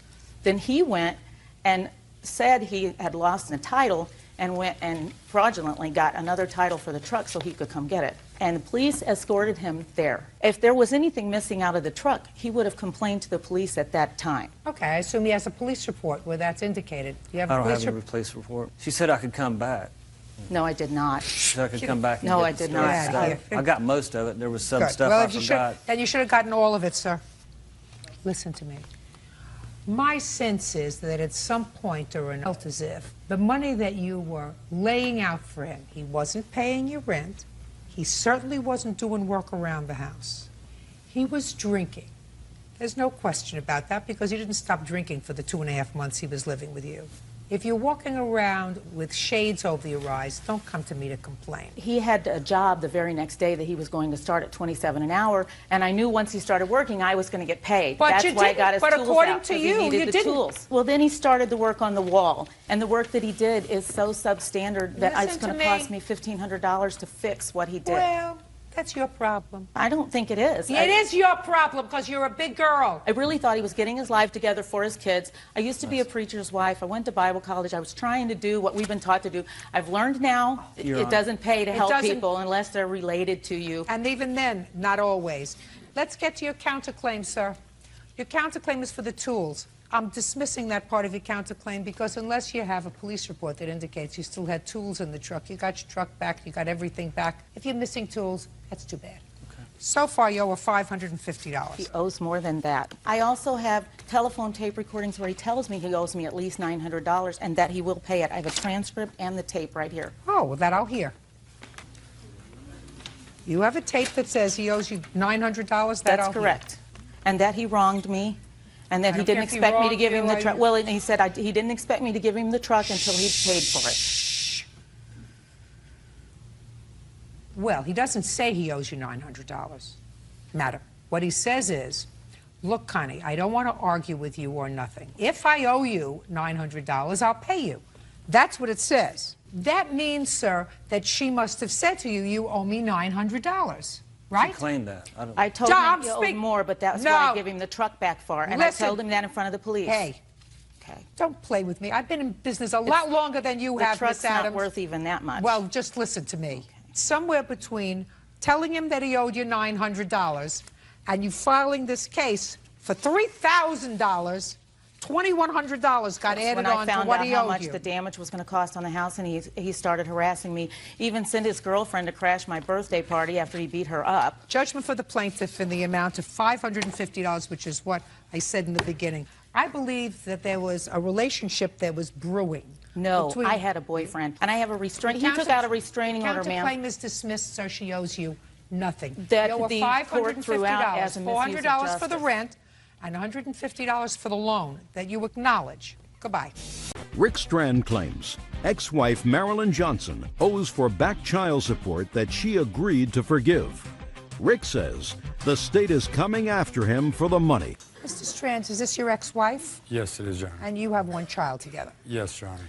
Your claim is that after you divorced, you were paying child support, not always consistently. Yes. And there came a time that your former wife remarried, and she approached you with the idea of asking you to relinquish your parental rights, allowing her husband to adopt your child, a girl, in exchange for forgiving the arrears that you owed her in child support. Yes, Your Honor. You thought about that and decided that that would be a good idea. After a period of time, yes, Your Honor. And did, in fact, go to court and relinquish your parental rights. I didn't go to court. I just went to the lawyer and signed off on the papers. When did you do that? I believe it was approximately June of 2005. So your parental rights were terminated. Yes, after the adoption was finalized. Your claim is the state is now coming against you for the $3,800 that you owed in back child support. Yes, Your Honor. And you say that they're doing that despite the fact that you had an agreement with Miss Johnson. Yes. So you want the $3,800 because lots of bad things have happened to you. Like what, sir? I've lost my driver's license and my source of income. I'm unable to find work right now. What kind of work did you do? I'm a truck driver by trade. Miss Johnson says you never had a contract with her. Correct. When was this arrearage accumulated? It started occurring when we separated before the divorce, on and off, when I'd get laid off in the wintertime and was unable to make payments through my unemployment until I got back to work and started paying again. How many children did you have? I have one with him.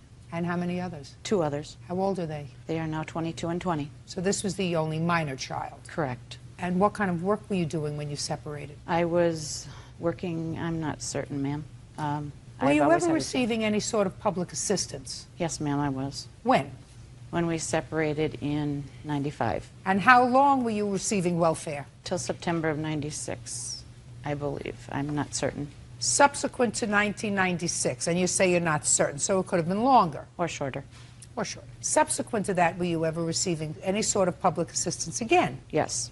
When? I don't recall the date, but I was receiving daycare assistance when I was working. And how much child support were you paying, Mr. Strand, when you were paying it? It started out at $200 a month, and through cost of living increases, it had gone up every 2 years. The last time that it got increased, it went up to $404 every month. Now, were you aware of the fact that your wife at that time and your daughter were receiving welfare? I was aware of the fact that they were getting daycare assistance, yes. Well, at some point she was getting welfare, and at some point she was getting daycare assistance, which is also another form of public assistance. And was it at that time that you were paying $200 a month? Yes, Your Honor. Were you always paying the $200 a month, or was that during the period of time when you were laid off, seasonally? I always paid it when I was working, and when I would get laid off or when I was in between jobs, I wasn't paying it. But when I did get back to work, I always made a point to either contact the county or my ex-wife or both right away to let them know where I was working so that it could continue to be collected. You understand, Mr. Strand, that this is your problem. Even if I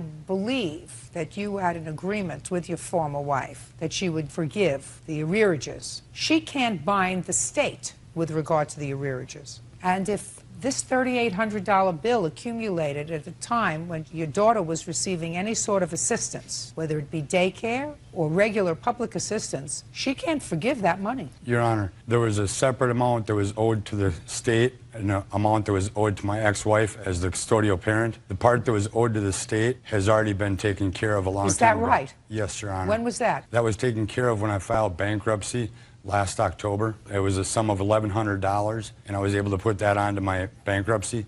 So the $3,800... So the state's never been paid? No, the state was paid while I was paying child support. So much would go to my ex-wife, and so much would go towards what was owed to the state. I thought you said that money was discharged in bankruptcy. Not all of it, just what was owed at the time that I filed my bankruptcy. Yes. So the state did not get their $1,100. You had it discharged in bankruptcy. Yes. Why didn't you add this money? Because you're not allowed in the state of Minnesota to discharge child support until it gets turned over to your ex-wife or to collections as a debt owed. Now, why, Miss Johnson, do you think that your former husband agreed to terminate his parental rights? Your Honor, I believe that he looked at her as a dollar sign, and he was never keeping employment nor paying his bills, and he just felt that this was an easy way to get out of his obligation. Well, you asked him to do that. I suggested it, yes. No, you asked him to do that. You approached him. He wouldn't think about that. You approached him. And what did you say when you approached him? I just said that you are not being a very good father. My husband is willing to adopt our daughter. If you sign over your rights, I will consider it. Consider what? That I could sign off if it was... if it was what? If I was able to. If you were able to what? Sign it off. Sign what off? The back child support. Well, why can't you? If the state's been paid, you can sign off the back child support. Because I don't choose to. But you made an agreement to do that, madam. No, I did not. Oh, yes, you did. I don't believe that under those circumstances he would have gone to your lawyer. By the way, who paid his lawyer? I don't know, ma'am. I didn't have a lawyer, Your Honor. Whose lawyer did you go to? Mine. I went to her lawyer to sign. Oh, so you went to her lawyer. Yes. Made an appointment for him to go to see your lawyer. He made an appointment, yes. Who you paid? Yes. Miss Johnson, I don't believe you. And I have to make a judgment. You want to try to convince me that you didn't make an agreement with him and not give me this answer I choose not to? Come on. He was just not paying his child support, Your Honor. So you said to him, I'll forgive your child support if you sign over your parental rights. No, I did not. I said my husband has an interest in being my daughter's father, and if you would sign off, he says, could we then forgive that child support? And I said, we'll talk about it. But No, I don't believe that. That's a lie. That's a lie. So, the two of you signed an agreement when you came here. It was a binding arbitration. Is that correct? Yes. I will draft an order to the state. What state? State of Minnesota. That I have determined after a hearing that you agreed to vacate any child support arrears that were owing to you in exchange for his agreement to terminate his parental rights and allow your husband to adopt the child. That is my finding. Do you understand? Yes, ma'am. Thank you very much. That's all. Michael Croman claims ex-girlfriend Jennifer Buck had him falsely arrested for an assault. Jennifer is countersuing for emotional distress and harassment. Mr. Croman, the defendant is your former girlfriend. You and Miss Buck have a child together, and it is your claim that sometime in 2005 she filed false assault charges against you, which caused you to retain an attorney, lose wages, suffer. You want her to compensate you. Correct. Ms. Buck says she told the truth when she filed for this protective order. As a matter of fact, the protective order was granted to her for a year. She is counterclaiming because she says you're the one who continues to harass her, and she's going to tell me why. How old is your child? She just turned 2 in January. And when did this incident happen that formed the basis of the order of protection? November 10th, 2005. How long had you been separated at that point? Almost 2.5 months. Where did the incident occur? In my house. What time? It was around 7 in the morning. What were you doing at his house at 7 in the morning? It wasn't 7. It was about 5:30. We had been out that evening, and he invited me back to his house, so we were at his house. You had been out together in the evening? Yes. Is that right? We met up later in the evening, yes. Where? At a bar. Okay, so what happened at 5:30? She had come back. We had been involved in a relationship for, a year and a half, and we had been intimate that night, and I had to go to work that morning. I was tired. I needed to get some sleep, so I asked her to leave. She did not want to leave. She basically wasn't satisfied and wanted me to continue. I told her I had to get some sleep. I asked her to leave. So that is when she left. When she left, she walked into the garage, knocked over a set of poker chips. I heard a loud noise, so I followed her. And at that time, she was walking out of the garage. I was tired. I wanted to get to sleep. I wanted to make sure she left. So I approached her. I went to put my hand on her, and as I did that, she turned into me. When that happened, she fell over. Immediately, I apologized, and I asked to help her up. After I helped her up, I gave her a hug and apologized, and then I went inside, and she got in her car. All right, that's the basis for your application for a protective order, that incident? Yes, but that's not how it happened. Now you tell me your version of the incident. Okay, we did get into the argument. I was leaving. I did knock off the poker chips off the table. I continued to keep walking. I never stopped at all. All of a sudden, he comes behind me, pushes me, and I fall from the garage onto the driveway. I fell on my complete left side. I was crying. He did not offer to help me up, did not apologize. I got up. I was crying. I asked him to apologize, and I left. I went home. I didn't tell anybody what happened. A couple days later, family members found out and told me to go file. So I went and filed charges on him. Okay, so you filed for a protective order based upon this incident. And what happened when you went to court, Mr. Croman? Well, actually, I was going out of town the following weekend, and she had driven by and found out that I was home. So she called the cops, and they came and picked me up. I spent the night in downtown. Okay. So I got a lawyer the next day. And when we went to court, the charges ended up being dismissed. You say that there was a protective order issued for 1 year. Correct. We went to court in December for a CPO, civil protection order. It's a permanent restraining order against the temporary restraining order, per se. Right. Well, what happened with that? That was granted December 19th of 2005. Can I see it, please? Yes. I'm sorry, it's December 21st.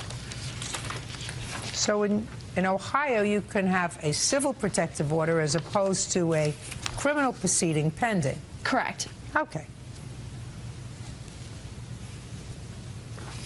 Well, Mr. Krollman, you have already had a civil hearing on this matter, sir. Do you understand that? Yes. And the court in that hearing on December 19th, 2005, made findings. And one of the findings that the court made was that your actions caused her to be injured on November 10th, right? Right. Then you can't sue her, sir. I mean, if that's the incident that you're suing her over, you can't sue her. They just basically said that there was no evidence supporting the facts that I caused those injuries. I have, a couple of things, if I may. Just a second, Sure. though. The court says, inasmuch as petitioner's testimony about hitting the driveway because of the respondent's conduct is in part corroborated by the respondent, that's you, the court finds that the petitioner is a credible witness on that topic. So the court credited her version of the events. I don't sit as an appellate court. For that court, the same burden of proof exists in the two courts. There's already been a finding in that court with regard to your conduct, sir. With regard to that, the matter is what we call in legalese res judicata.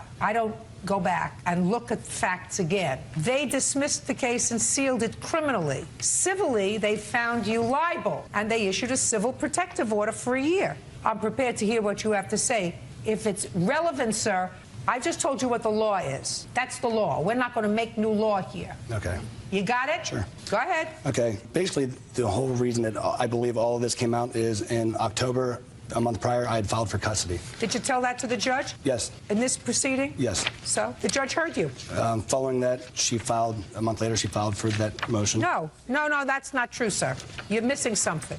You filed for custody in October. You got together November 10th. She fell outside on November 10th. That's intervening. Go. That same week that the charges were filed, she also sent me an email stating that let's check to see if either of us have a criminal record. All of this in lieu of her trying to build up a case for custody since she knew I'd filed for custody. Well, listen to me, Mr. Krollman. Look at me, just for my own information. Why did you file for custody in October, sir? Because she would not let me see my daughter unless it was just to talk about us. It was only, oh, I'll let you talk about us, and then I'll let you see your daughter. If that's true, terrible. Because she's got to understand this, a child is entitled to know both parents. She may not care for you anymore. That's not the child's problem. And sometimes women don't get that. They have to get it. Some judge has to tell them that those are the rules. However, sir, you filed for custody in October. You got together again in November. And I guarantee you that you said things in your application for custody that she didn't like, right? Probably. I'm sure we both did. And then she was trying to gather ammunition about you after you filed for custody, right? Correct. That's fair game, Mr. Krollman.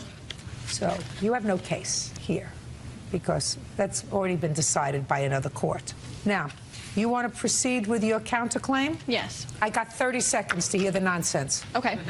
Mr. Coleman is an alcoholic. He's obviously had disorderly conduct while intoxicated. And how long have you known that? Ever since I met him. Well, that's your problem. That's your bad judgment, not only to hook up with somebody you say is an alcoholic, but to make a baby with them. But you did. It's true. And child is entitled to know both parents. It's true. Good. Now, let's go. He had supervised visitation during this custody proceeding, and now he's not allowed in the bar as part of our agreement when he has her for visitation. Fine. But he has her for visitation. Correct. Good. Which means that the court found that he was a reasonable enough guy to have unsupervised visits. Correct. Right? Despite what you said. Correct. So the court found that you were not a credible witness. Because when you had a trial on the issue of custody and visitation, did you have hearings with regard to custody and visitation? Yes. And were you opposed to him having unsupervised visits? Yes. The court did not believe you as to the reasons why, because the court ultimately granted him unsupervised visits. We settled. You only settled because your lawyer said he's going to get unsupervised visits. Listen, I was in the business 25 years. I know the game. If you thought you were winning, you wouldn't have settled. That's not the way women play the game. What else? He harasses me. I had the restraining order, and this is the stack of emails he has sent me through then. I've caught him following me to the doctor's office where I take my daughter. He continues to sue me regardless of what's happening. I have 4 pending court cases outside of this court. What are the 4 pending court cases? He sued me for money when we were together. His mother's suing me for money. Did his mother give you money? Yeah, she paid a couple car payments for me. So his mother gave you money? Yes. She's entitled to sue you for money. What other case? We had a court case Monday, and he failed to show up. He was trying to get me in contempt of child support. He failed to show up. The judge dismissed What do you it. mean he was trying to get you in contempt for child support? I don't know what that means. What does that mean? We share medical bills, basically, so she hasn't paid me half the medical bills, so I took it to court. Have you paid the medical bills you're supposed to? Yes. You have? Yes. Oh, well, then I assume that the case would be dismissed, and probably with prejudice. He wanted medical payments up until the time she was born. So since we were together up until she was 9 months old, the judge didn't see that was appropriate. Keep going. What are the other lawsuits? You said 4. Right. So we had the court case on Monday. The 2 lawsuits that his mother and him have against me. And then we have another one objecting an administrative hearing where I get to claim her on tax exemptions every year. Okay. How much do you pay for child support? I was paying $204 every 2 weeks. And who do you live with? I live by myself with my daughter. And you work? Yes. Who pays for daycare? I do. Solely? Yes. What does it cost you for daycare? $380 a month. Well, Mr. Coleman, if I were judge hearing the case and you were paying $100 a week support and she's paying for daycare, I wouldn't let you claim the child as a tax deduction either. I'm just telling you, that's gratuitous advice. If she's paying $380 for child care a month and she lives by herself with her child and half of all of the expenses are attributed to the child, then your $100 a week doesn't cut it for 50% of support. So I would just gratuitously give up on that one. Listen, the fact that you don't like each other anymore is unfortunate. If you liked each other, you'd still be together. You did a very dumb thing in making a child together. You picked a guy who you say is an alcoholic. Not too swift, but he's yours, and he's your daughter's, and he's entitled to see her, and she's the mother of your child, and she's with her a lot, Mr. Coleman. And if you were a nice guy, you wouldn't want to stress out the person whose primary responsibility it is to take care of your child. Do you understand that? Yes. If you do that, it's just vindictive, not smart, and certainly not in your daughter's best interest. I'm just telling you, just not smart. It's petty and stupid. The fact that she filed for this protective order, nonsense. It was nonsense. I know what happened. She went like this. She didn't accidentally dump the poker chips. She went like that. She was angry. She knows it. I know it. She knows that I know it. That doesn't give you license to push her, which you did. Does it require a protective order? Were there other acts of violence in your relationship? I don't know the answer to that question. It's over. Put a period. Move on positively. You have to live together for the next 16 years. They can either be happy 16 years or miserable 16 years. Your child is 2, right? Right. It's up to you. You're both young people. You have a chance to move on and be happy. Can I add something, Your Honor? Yes. Because of things that have happened in the past, that was the first time that I've filed anything. I've called the cops several times. He's taken my daughter. I've had to call the cops to get her back from his mother. He's thrown things at me, broke a mirror, shoved me in the closet. I had to call the cops when we went on vacation. Was this all before November of Yes, 2005? It was. Yes, it was. And yet you went to bed with him in November of 2005. You met him up at a bar. Nobody grabbed you and brought you back to the house, right? True. Okay. You don't get points for genius. True. Goodbye. True. Case is dismissed. Lynette Young claims ex-boyfriend Robert Mangum owes for a loan and for an assault. Robert admits he put his hands on Lynette, but claims she refused to leave his property. Ms. Young, this used to be your boyfriend. He's not your boyfriend anymore. You claim that you loaned him some money and that he, at some point, sort of assaulted you, although it was an argument that went very badly. Mr. Mangum says that the money that you did, in fact, give him was a gift. There was never any discussion of repayment, and that this assault that you're talking about was as a result of your own actions, that you were a hot-tempered nut and he did nothing but try to escape you. Tell me about this money. When did you give it to him and where did it come from? February 16th. It came from my account. Can I see from where? Yes. It's right here.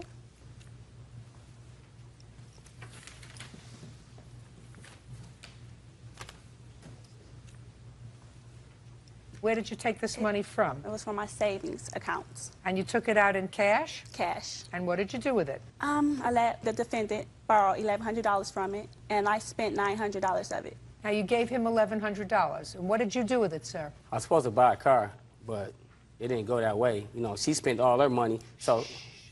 You were supposed to buy a car. Right. Did you but put she the money... blew all her... I'm speaking. When she gave you the $1,100, where did you put it? I just had it in my pocket. It was in my possession. I didn't put it in the bank anywhere because it's supposed to be for me to buy a car. But she blew all her money So I had to use the money to take care of her now. He was going to say that no matter what happened. Right, I mean, I'm trying to tell you what happened. I ask questions. When I want you to do a monologue, I'll ask you. It's not a monologue, I was answering a question. No, I just asked you where you put the money. You said in my pocket. In my possession. Sorry. Right. You see, we're going to do this in an orderly fashion, like I say. It's supposed to be used to buy a car. I have a feeling they look, see, that's attitude. Look at the attitude, right? Attitude, attitude. That looks like a match made in heaven. So she gave you this $1,100. You're supposed to use it to buy a car. Right. But you didn't buy a car. You bought a watch instead. No, I didn't buy a watch. Ben had the watch. Ben had the watch. What did he say? Ben had the watch.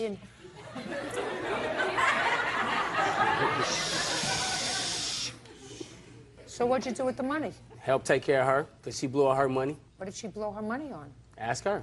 What'd you blow your money on, the $900? What'd you buy? I didn't actually blow my money. What did you buy with it? I have to eat, have to pay my bills, I have my own apartment. Yeah. And I have to put gas and things in my car, so I didn't actually blow my money. Well, so you spend your money on your own bills. On myself. On yourself? Doing on things that I had to do. Tell her the truth. Shh. Just a second. Why should she tell me the truth? That would Because make she's not it so telling the unusual truth. here. She's not telling the truth. Okay, so she blew her money and you had to use the $1,100 on her. What did you use it on? Give me an example. Food, going out, rent, cell phone bills, all of that nature. But I was supposed to be buying me a car. That was Were you living together? Yo, huh? Excuse me? You're not speaking loud enough. The problem is your mouth isn't closed. So when your mouth is not closed, you asked me can't a hear question. me. You can't hear me. I said, were you living? No, you were No, we quiet weren't for a living second. together, but we was together every day. I'm answering your question. I'm just. It's all in the timing, see. See, we ain't connected here. Maybe we need to slow down a little bit. We are not connecting, sir. And for that I say, thank God. Wow. So you didn't buy the car with the $1,100? No, ma'am. You took her out to eat, took her to parties and things? Parties, eat, shows, karaoke, everything. I just want to know where was I at. Just 1 second. I'm sorry. Just 1 second. That doesn't mean he doesn't have to pay you back. Listen to me. That doesn't mean he doesn't have to pay you back. If he decided to use this money to show you a good time, to play big man, that's his problem. Hey. That's his problem. You know, he chose to do that. He could have let you stay home and watch Law and Order or watch Judge Judy. He could have let you do that. You could have had just as good a time. All right. Okay. So now, Miss Young, now I want you to tell me, madam, about this assault, when it happened, and let's try to keep it legitimate, okay? Because I have a feeling that I'm going to get half a truth from each of you. Okay, it happened probably like a month and a half ago. I was over his house. Month and a half? What month? What was it? June? You're asking me? I wasn't there. Okay, June, May, June. May and June. Yes. Must have been a terrible assault if you remember May and June. Go ahead, let me hear what happened. You were over on his porch. Okay, I was over on his porch. You were sitting on his porch. He got angry because I wouldn't leave. He wanted to drive my car and go to handle some business. And he wanted me to go inside the house. And I said, no, I don't want to go in the house. He came back, drove around the block, told me, leave my house, Lynette. And I said, I'm not leaving. Why do you want me to leave? He took me by my shirt, grabbed me, dragged me off his porch with my shirt, tried to throw me in my car. We got into a physical altercation. He scratched me up.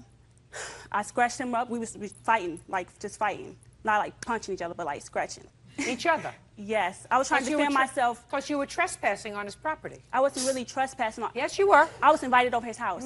No, Lynette, darling, what he said to you, I want you to leave my house. The invitation is over. You have to leave. Okay, that's true. That means you're trespassing. Mm-hmm. But when I did say that I was about to go, you don't have to put your hands on me, I will leave on my own will, he took me by my shirt and dragged me off the porch. So that means that he didn't give me an opportunity. When he said move, I didn't move when he wanted me to move. So that's his problem. He has a problem like that. I didn't move he quick likes enough to be in for him. charge. I didn't move quick enough for him, so he took me by my shirt. Did you call the police? Yes, I did. And he was arrested? He was arrested. Just a second. He was arrested. Did you follow through with the case? Okay. Look at me. Did you follow through with the case? I did not. So what do you want from me? You don't even remember the day it happened. You don't even remember the month it happened. But I'd like to hear your version of the events anyway. Go ahead. Okay, let me give you a mental picture of this. Now, she's sitting over my house. We had a good day. you know, for probably about an hour. You did have a good day? We did have a good day for about an hour. Usually that's about the extent of how long our good days last, you know. But I need to use her car. She got an attitude with me about using her car, but she finally let me use it. I'm like, just go in the house. You know, it was a bunch of stuff going on in the neighborhood. What were you going to use her car for? I had to go make a run. I had to go pick something up. Make her... Because I was supposed to be going out. I was supposed to be going out later, so I had to go pick up some clothes. So, but that's either here nor there. It was a bunch of stuff that's going on in the neighborhood, so I told her, go in the house. You know, I didn't yell at her. I didn't argue with her. Just go in the house. She put on the front in front of y'all. She wanted to play Miss Model, Miss a front, an acting job. Sanaa Lathan. You know, I'm just trying to run it down to you, but in front of y'all, she want to act all nice. But when it comes to me, she's like a terrorist. No, She's a terrorist. Well, just a second. That's what you like about her. No, I'm actually trying to help her with her problem. I say it's a problem. Anger. Right. It's not even anger. It's a mixture of things. She's sensitive, she's emotional, and she's a bit aggressive. So with that chemical reaction, it causes a terrorist attack. But let me get on with the story. Get on with it in 30 seconds, sir. 30 seconds? Okay. I told her to go in the house. You know, I didn't tell her I asked her to go in the house. She argued with me. Why I gotta go in the house? Oh, I ain't going nowhere. I'm like, all right, I ain't gonna argue with you. Just leave. She said, I ain't going nowhere. Please, can you leave? I ain't going nowhere. So I grabbed her by her waist and walked her down the stairs. Oh, wow. You know? So I put her in the car, got in the other side of the car, pulled off. Now, we in the car arguing, fighting, arguing. I'm like, you know what? I finally got like a mile away from the house, got to the light, and parked the car at the light and got out the car and started walking home. She come back to my house. Come back, talking about she gonna call the police on me. And I'm like, what is wrong with you? Just leave. She called the police over there. I go over there, talk to the police, you know. Meanwhile, you had an outstanding warrant that kept you for a while. Right. So that's why they took me. What was the warrant for, Mr. Mangum? It was open alcohol. Open alcohol? Yeah, in the car. I wasn't driving. The alcohol was just open. Oh, well, why didn't you go to court when you got that ticket? Huh? I missed the court date. You have other big things to do? What kind of work do you do, Mr. Mangum? I used to work at Sherman-Williams, but I'm just a student now. I used to be taller, but now I'm shorter. What do you do now? What do you do now? I'm just a student. A student of what? College. Where? Wayne State. Criminal justice is my major. I plan to be like you one day. Mr. Mangum, the system isn't ready for you, sir. I know, but in a few years, they'll be ready. They tuning up for me. All right, Mr. Mangum, you owe her $1,100. You wined her and dined her. You're a guy who's supposed to pay those things. You're not supposed to take her out with her own money. Judgment for the plaintiff in the amount of $1,100. You get zero, nothing, zippo for the assault. Which you probably brought on yourself. That's all. Bail bondsman Aaron McAllister says former client Elena Zadevich owes for unpaid bail money. What were you arrested for, Miss Zadevich? I was arrested on false charges of domestic violence that my ex filed against me. I didn't ask you whether they were true or not true. I asked, what were you arrested for? I was arrested on allegations of domestic violence. Was it the first time you were arrested? Yes. Look at me. Was it the first time you were arrested? The answer is either yes or no. No. Better. When was the first time you were arrested? Several years ago. Having nothing to do with domestic violence? Has something to do with domestic violence. So you have 2 arrests for domestic violence? That's correct. Was it the same complainant in each case? Different. Different. Okay. You are a bail bondsman? Yes, Your Honor. It is your claim that you received a call from the defendant in jail. You responded. You bailed her out of jail. At her request, she promised to pay for the bond. She did not. You want your money. Yes. Defendant says you're a sleazy bail bondsman and she's not paying you. Correct. When did you receive the call? Sometime in the middle of the night from the county jail. What night? I'm not Karnak. What night would I'm you sorry. like to tell me it is? July the 15th. In the middle of the night. You were home? Correct. In bed. How did you get his number?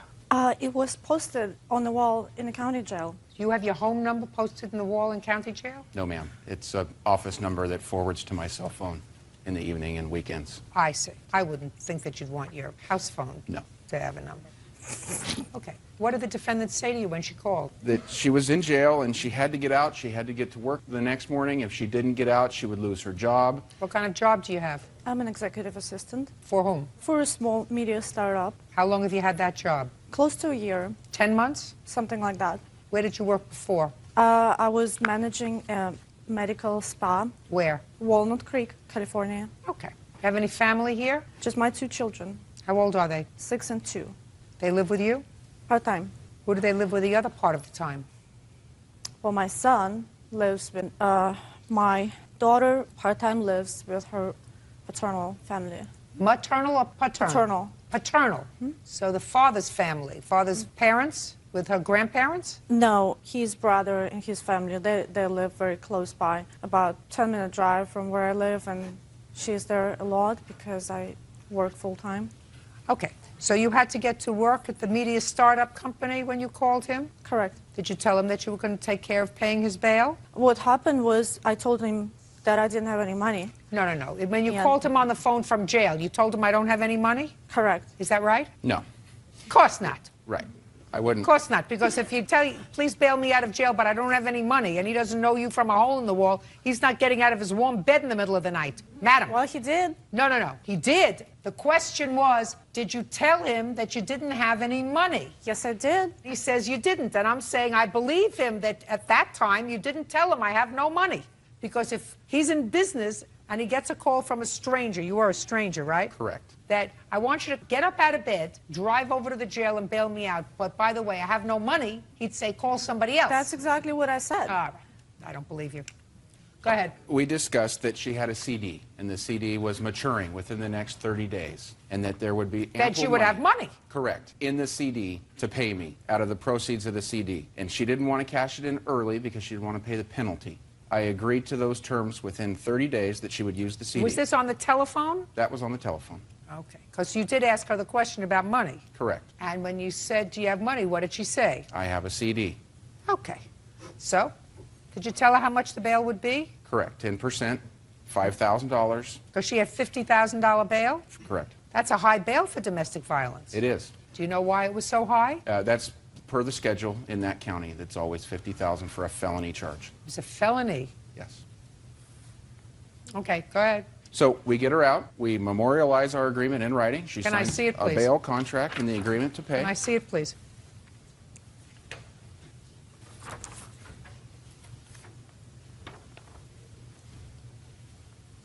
Okay, so you signed an agreement to pay him the $5,000. I had no choice.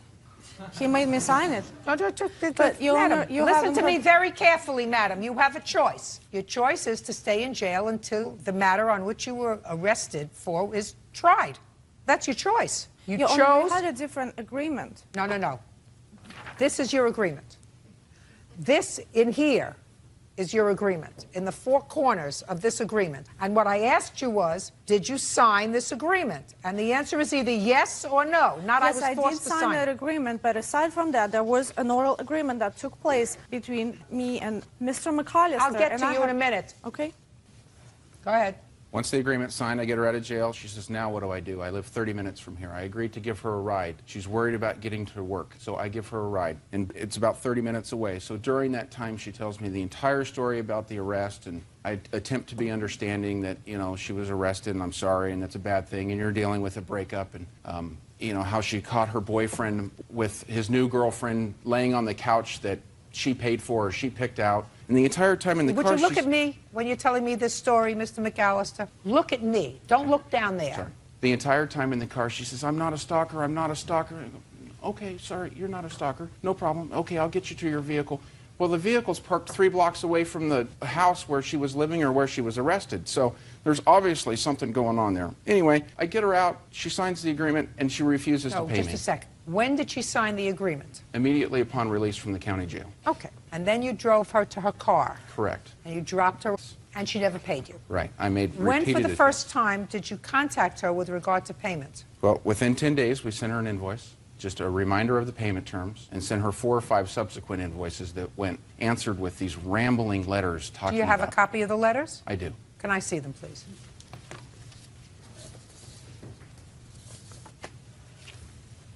Those are her letters to me and then my responses.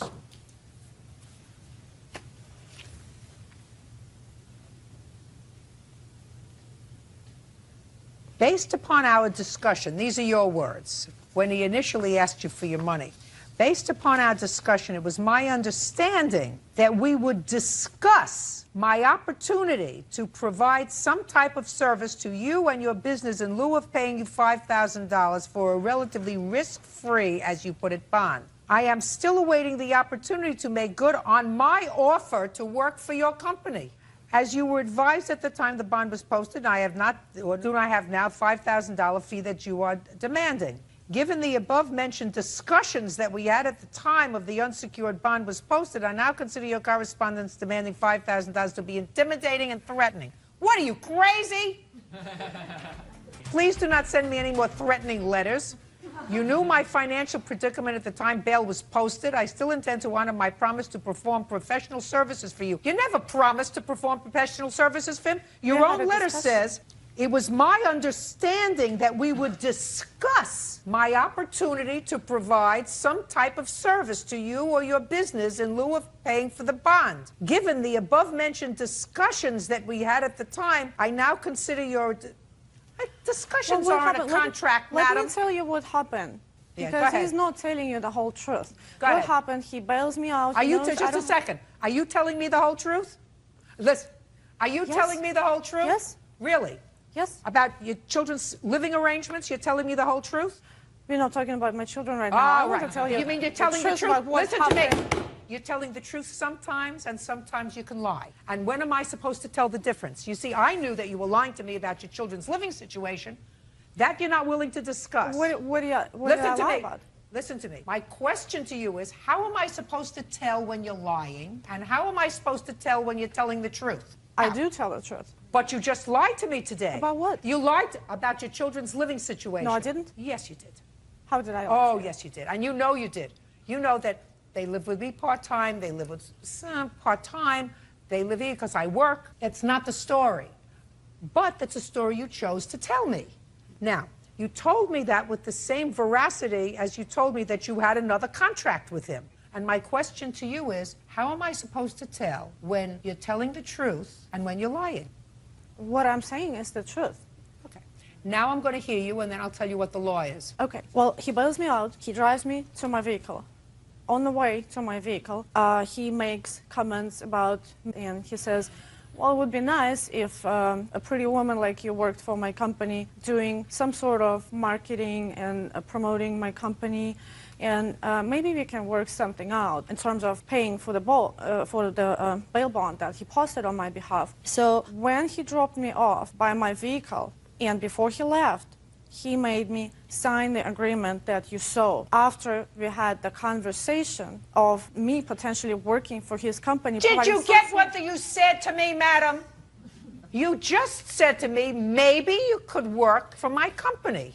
Maybe you could work for my company. And that's not an agreement. No, that's not. No. After that, nothing. You took that, and I believe that you said that to her. Well, maybe you could work for my company and do something. Maybe you said it to her.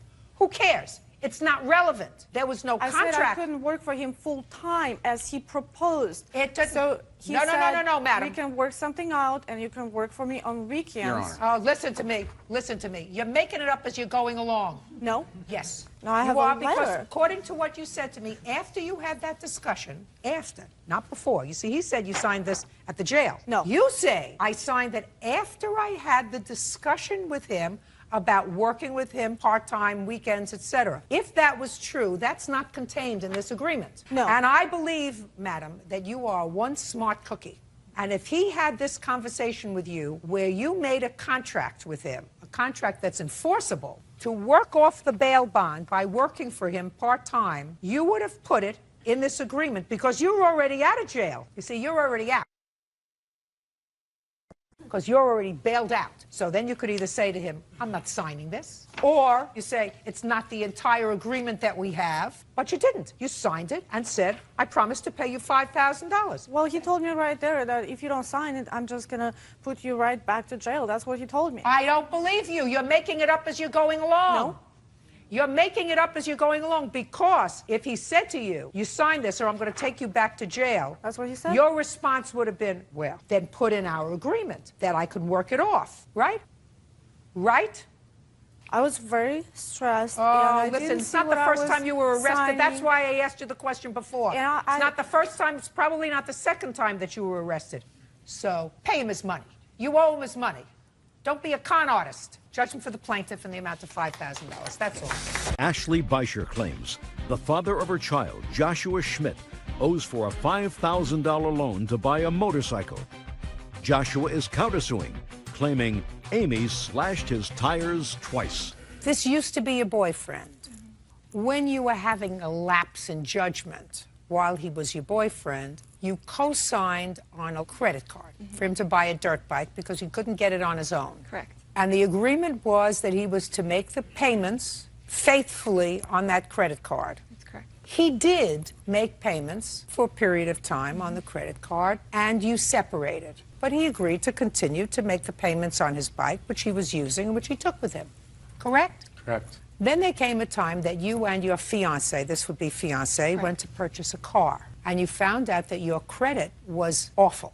When you checked to ascertain why, according to your complaint, you found out that Mr. Schmidt had not been faithfully making on time the credit card payments on his bike. So what you want now is you want him to pay off that credit card so that hopefully you can get your credit restored. That's correct. Mr. Schmidt says that he was paying off the credit card until you slashed his tires. That's ridiculous. Shh.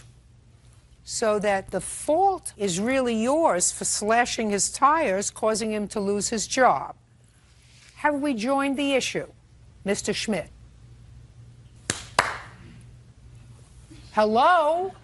You say in your answer it's really her fault. Yes, I believe it is. Perfect. I would like to see the date of the credit card loan and the history of payments. I have that right here. This only goes back a year. They wouldn't. Fine. Okay. Now, Mr. Schmidt, on what day, sir, do you claim your tires were slashed?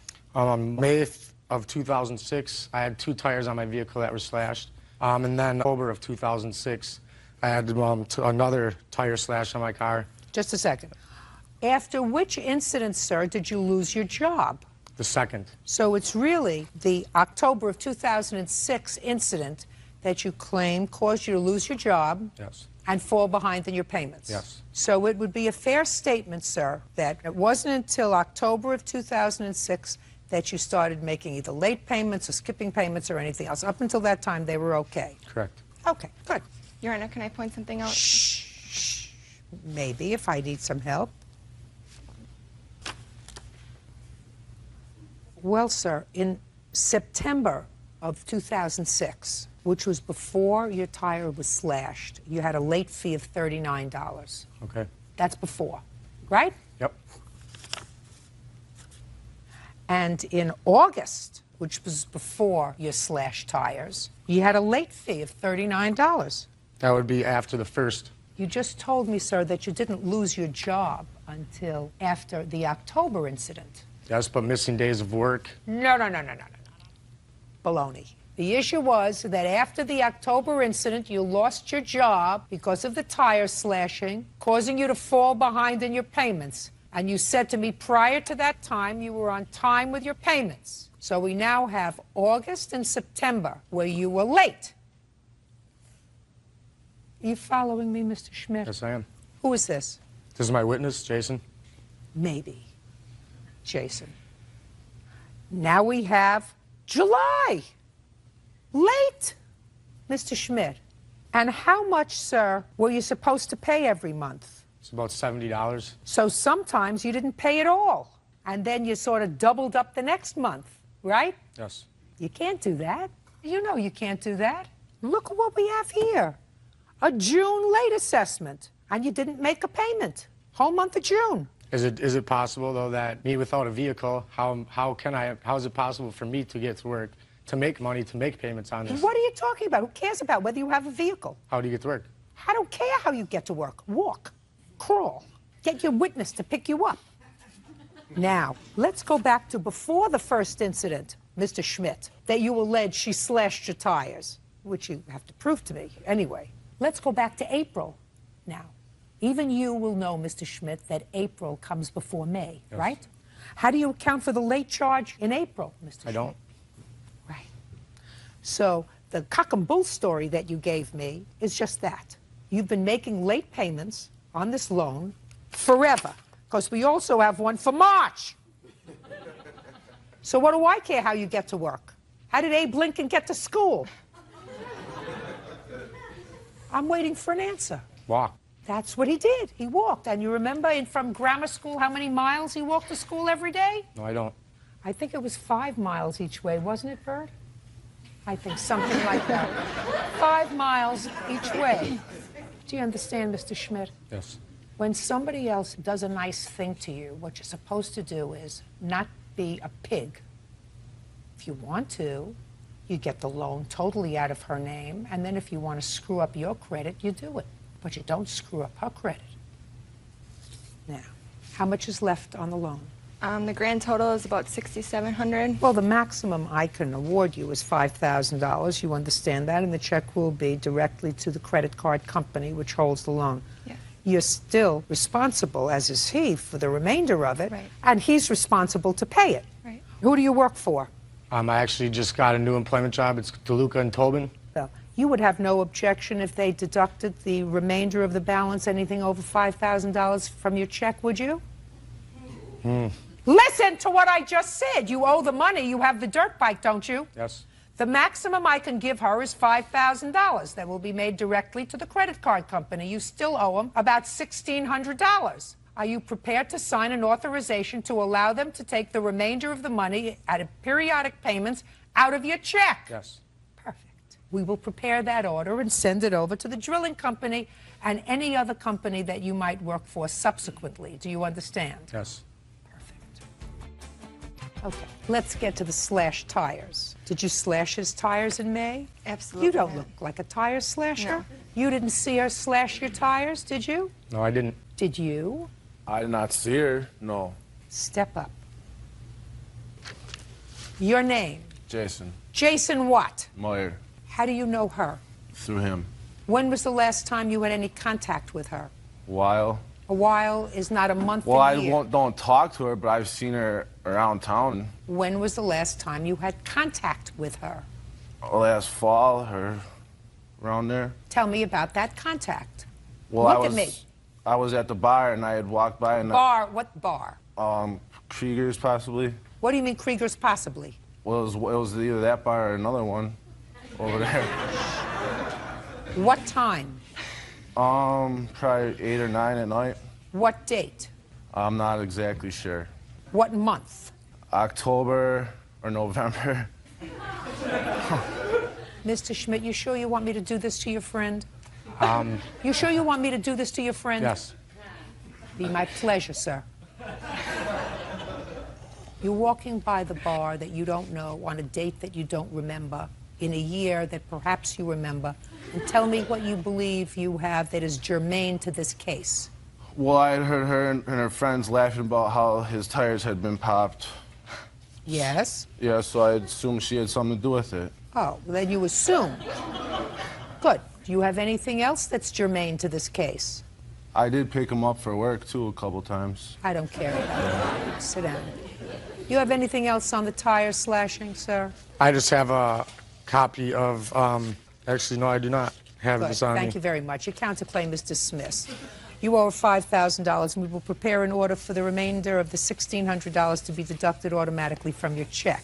Forward that to your employer with my love and hugs and kisses. Thank you very much. Goodbye. 23-year-old Crystal Howell is suing her neighbor, Rory Bays, for money owed on a 1989 Mitsubishi Montero she sold him. Rory claims it was never a legal sale. Miss Howell, you sold the defendant a used car. Correct. For $1,900. That is correct. He paid you, according to you, $900, and the understanding was he was going to make payments for the rest, the other $1,000. Within a relatively short period of time, the engine blew up in this car. What year car was it? It was an 89. However, I would like to point out that at the time he bought the vehicle, he was aware of... Just don't tell me what he was aware of. Okay. You can't tell me what he was aware of. Can I tell Unless you what I told him? No. Okay. What you can do is you can show me a bill of sale. Yes. What would that Bill be of the sale. title? Or I have a contract, a bill of sale. written agreement. There you go. So this is a 1989 car, which is now 18 years old, and you sold it to him for $1,900. And he says Arblade's responsible for the purchase of this 1989 Mitsubishi, payments, what the delivery payment was, and how they were supposed to be made, the rest of the payments, when they were supposed to be made. Nothing about the condition of the car, nothing. That's all it says. So you can't tell me what you told him, you can't tell me what he knew, you can't tell me anything else, because anything else should have been in this contract. Do you understand? Law does not permit you to go outside the four corners of this contract. So you were selling him this car. It blew up after a... No, not as is. You did not say that here. Do you understand that? Good. So the car blew up, but that still doesn't relieve you, sir, of the obligation of paying for the car. Do you understand that? Yes, ma'am. Except you say that she didn't have clear title to sell you the car. No, ma'am, she didn't. That when the car blew up, you went to try to take it to a salvage for the purpose of... Put your hand down. For the purpose of getting some money, so you were going to pay for it. Correct. And you didn't have clear title to the car. Correct. May I interject? Yes. The person that I purchased it for never took his name off the title, which I was unaware of, because the automobile then that he's I absolutely bought. right. You did not give him clear title. But listen to me. Automobile dealership that I purchased it from is responsible for transferring the title. Listen to me. What he's saying is, and he's absolutely right. I have a copy of the lien right here, ma'am. I'd like to see it. You did not have clear title to sell him this car.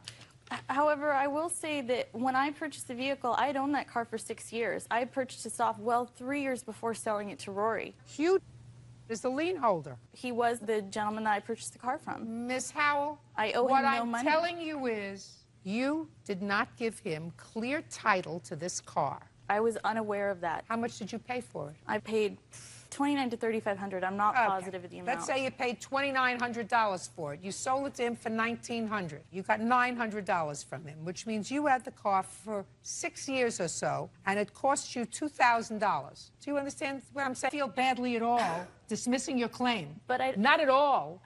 Because this agreement that you just gave me is void because you had no right to sell him the car. And I don't care what you put in it in order to maintain it. He had a brand new motor. May I please call my Miss Howell, father as a witness? Miss Howell. Yes. Is he going to tell me that there wasn't a lien on the car? No. Then I'm not interested in what he has to say. Thank you very much. Your case is dismissed. Sandra Allen says former employers Dasher Lindsay and Ralph Isles owe for babysitting fees.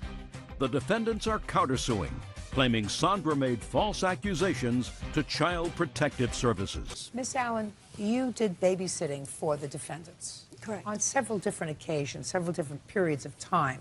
And it is your claim that you are owed some wages because you were let go from your job. Yes. And you had worked 30 hours. Correct. The defendants, while they seem to acknowledge that you were owed wages at the time you left, they say they really owe you nothing because you made a false claim to Child Protective Services about the way that they care for their children, and they are counterclaiming in the amount of $3,000 because of what they say that you put them through.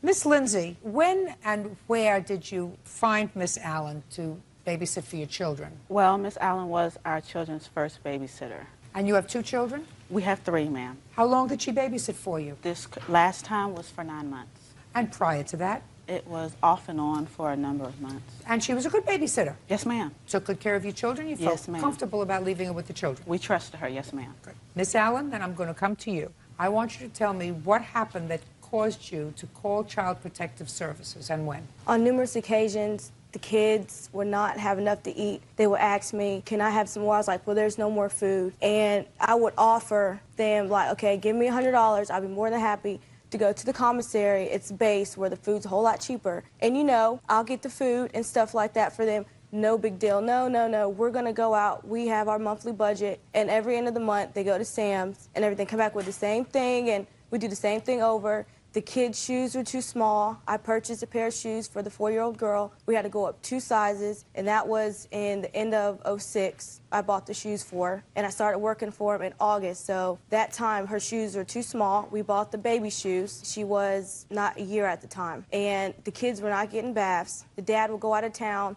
Every other week, he'd go out of town. No big deal. Mom said it's going to be a long week. Could you give the kids a bath? And I would. But when Dad comes home at 5:30, I would not give the kids a bath. I come in at 10:30 in the morning. The kids had the same clothes on that I put them in the day before. I was like, did you guys get a bath? no, Miss Sandra, could we get a bath? So I was like, well, it's time to get dressed, so we'll just change clothes, and we'll just go out and do our stuff and everything. What did you tell Child Protective Services when you called them? That the kids were being neglected and weren't being supervised properly. Go ahead. On one occasion, Miss Dasher told me personally that the neighbor down the street came in and told her that the oldest son was sitting, they have a two-story house, and the son was sitting out on his window throwing things out. And the screen's missing, so he was throwing things out of his window. What kind of work do you do, Miss Lindsay? I'm a cook. For whom? For a company called Sodexo. You work full-time? Yes, ma'am. And you, sir? Systems analyst for the same company. Well, you both have good jobs. You've been working for a while for this company? Yes, ma'am. Do you have any financial problems? No. Miss Allen, before you called Child Protective Services, did you discuss with Miss Lindsay and Mr. Lyles your concerns? No, I did not. You did not. Who is this lady? It's my mother. Would you step up, please? Tell me your last name. When, if ever, did your daughter start to discuss with you the concerns she had about these children? It was last year. She was seeing different things, and in our area they have a lot of yard sales, and she asked me if I would go out if I could look for clothes in the children's size and shoes because they were too small, or the winter time. She said, I'm not sure if it was the 4-year-old didn't have clothes that would fit her for the winter, so I was trying to find jeans and turtlenecks and stuff. And she would bring them over to the house sometime, and I would fix some lunch and everything, because she would say the cup of noodles, that was all they would be eating for lunch, and the sodium in that soup thing was kind of high for a child. So. Did she discuss with you before she called Child Protective Services? No, but she told me that, something needed to be done about what was going on, and I told her, do what she needed to do. Okay. Do you have the report from Child Protective Services? I'd like to see it. Yes, ma'am. I have two, the original when they first came out on the 20th, and the second from the actual caseworker.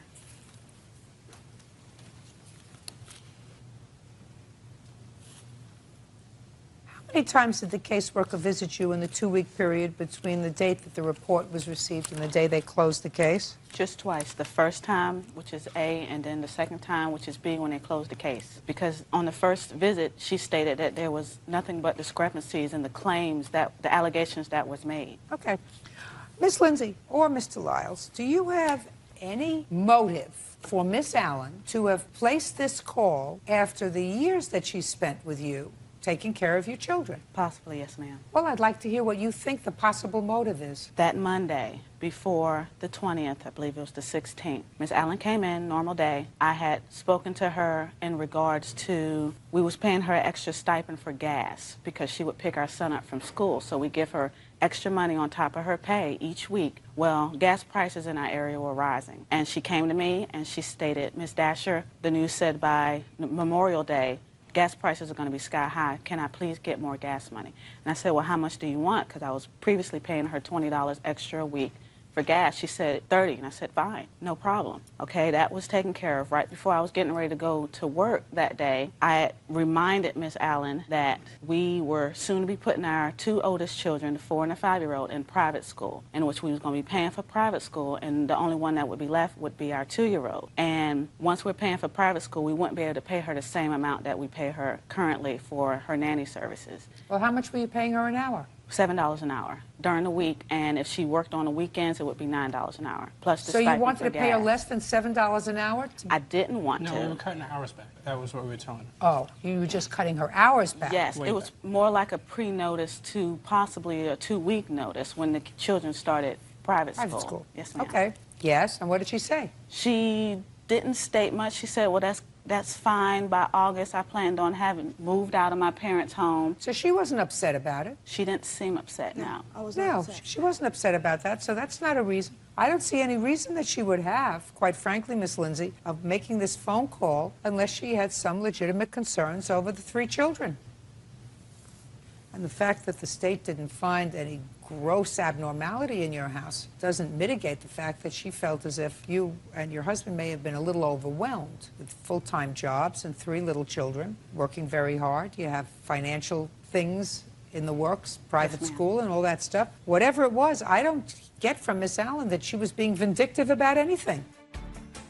You have a reason she might call? I mean, my sister told me that she was going through personal issues. Well, first of all, that's hearsay. Second of all, going through personal issues would not necessarily mean she would take it out on you. Well, it doesn't make sense that she would call. The things that were going on did not happen. I mean, she put our kids in danger. How did she put your kids in danger? Because Child Protective Services could have took them away. Well, they could have if they found that they were substantially neglected or abused. They absolutely could have, but we don't discourage people in this country if they have legitimate concerns from making a report to Child Protective Services so that somebody can come out and take a look at a situation and make sure everything is right. Problem is, too many people don't do anything. And unless I find that there was some motivation other than legitimate concern for the children's safety, I'm dismissing your counterclaim, and she's going to get the wages that were owed to her. Her mother seems to say, who is a lady that I assume you knew, Yes, ma'am, we did. that her daughter had confided in her previously that she was concerned about the children. She never confided in us. Up until that day, Miss Allen and I had never had any problems communicating. You may not have had any problems. Do you remember when she bought your 4-year-old shoes? She bought my 2-year-old shoes. Or your 2-year-old shoes? Do you remember when she did that? Yes. Okay. Do you know why she did that? I had just bought my 2-year-old shoes. She Yeah, did we it have because the 2 pairs of shoes. Yes. It is unlikely that she would have spent her money, the hard-earned money that the $7 an hour, which is the minimal She didn't have amount. any bills. What? She didn't have any bills. I have bills. She didn't have any bills, so she should spend the money on your children? No, never she liked asked doing her things to. for our children. She took them to McDonald's. She did things for them. That was. So she was a really good caregiver. Yes, she was. We're not Well, denying then She had that. no right to something- call Child Protective Yes, Services. she did. There was nothing wrong with the way we That's raised the our way, children. that's your perception. But if she's the kind of caregiver that you say she is, to her eye, these children were not being adequately cared for while in your care. And before the state takes children away, there has to be some overriding reason, because they got plenty of children in foster care. So if it's a question of children not getting more than noodle soup or not getting a bath every day, they're not going to remove children from a home. But that doesn't mean somebody who loves the children, as she clearly did according to you, should tolerate what she perceives as neglect. So your counterclaim is dismissed. You owe her $226 salary and $30 for gas. Pay her. That's all. 22-year-old Christina Munoz is suing her former friend, 21-year-old Erica Miloserdorf, for accidentally killing her Maltese puppy when she fell on her. Miss Miloserdorf, you had a terrible accident with the plaintiff's puppy. You want to tell me what? The plaintiff in Your Vegas. friends? My friends for the weekend. And we were outside. She went to go get her mail. We took her little Maltese dog, Isis. And when we came back, she asked me to watch her dog, left me responsible to watch the dog when she went upstairs to put the mail away. I was playing with the dog outside. The dog went under my leg. The leash wrapped around my ankle, and I tripped and I fell on top of the dog. Unfortunately, it collapsed the dog's ribs and punctured the dog's lungs, and it died on the way to the hospital. And you want her to pay Yes. for the dog? Yes. And? I don't think it's fair. It's an accident that happened. It's a responsibility that shouldn't have been left on me. I was watching it as a favor for her while she went upstairs. You could have declined. I could have, but I didn't, because I didn't even think anything was going to happen.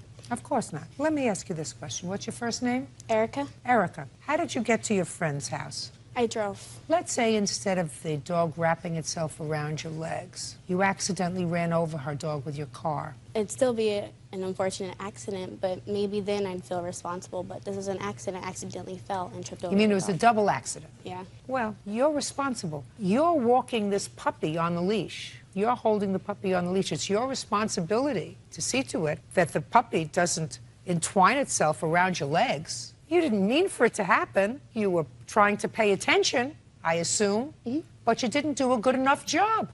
But it wasn't my responsibility. It though. was your responsibility. You assumed the responsibility. Now, sometimes things happen that you have no control over. But in this case, you had control over it. It was due to your negligence that the puppy got entwined in your leg. The puppy can't think about that. You're supposed to think about it. I really am trying to explain it to you so that you'll understand it, because I don't think that you are a bad person. I just think that you are misguided. So I'm trying to give you guidance.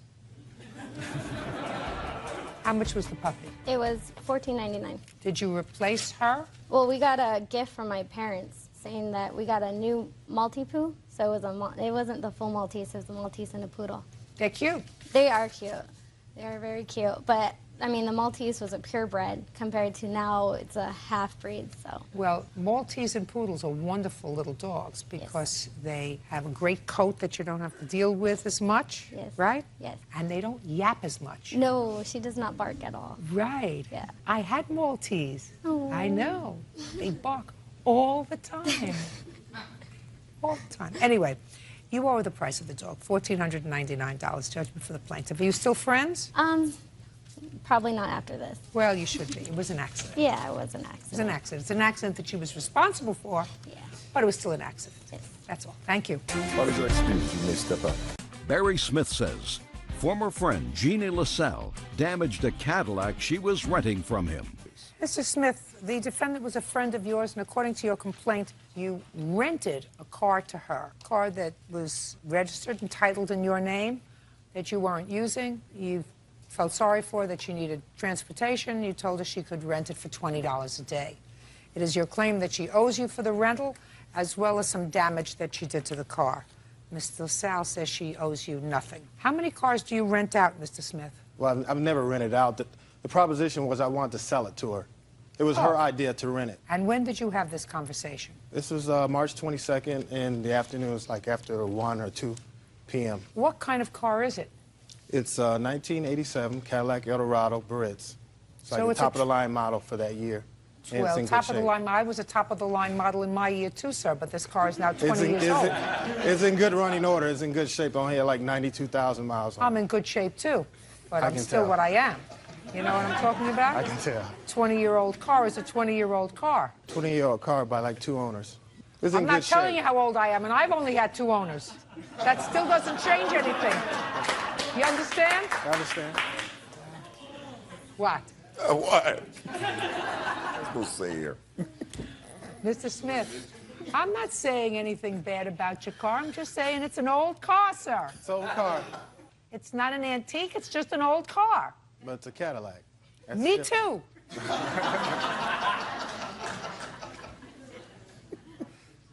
Listen, so what did you decide to do on March 22nd between 1 and 2 in the afternoon with your vintage car? I gave defendant my phone number. She said she called me back, talk it over with her friend. She called me back in about a half hour and said, yeah, let's do a deal. Let's do a deal. Yeah. What do you mean, let's do a deal? She proposed to rent it. I proposed to sell it. She said she couldn't afford to buy it, so I said... How much did you want it for? $20. I wanted $700. Wanted $700 for the car. That's all I wanted. She agreed, and I agreed we'll rent it for $20 a day. She went home to talk to her friend. I went home to download a rental car agreement off the internet. I had the paperwork downloaded. I picked them up, and she gave me $20 for the first day. We signed the paperwork. I gave her the keys. Let me see the paperwork.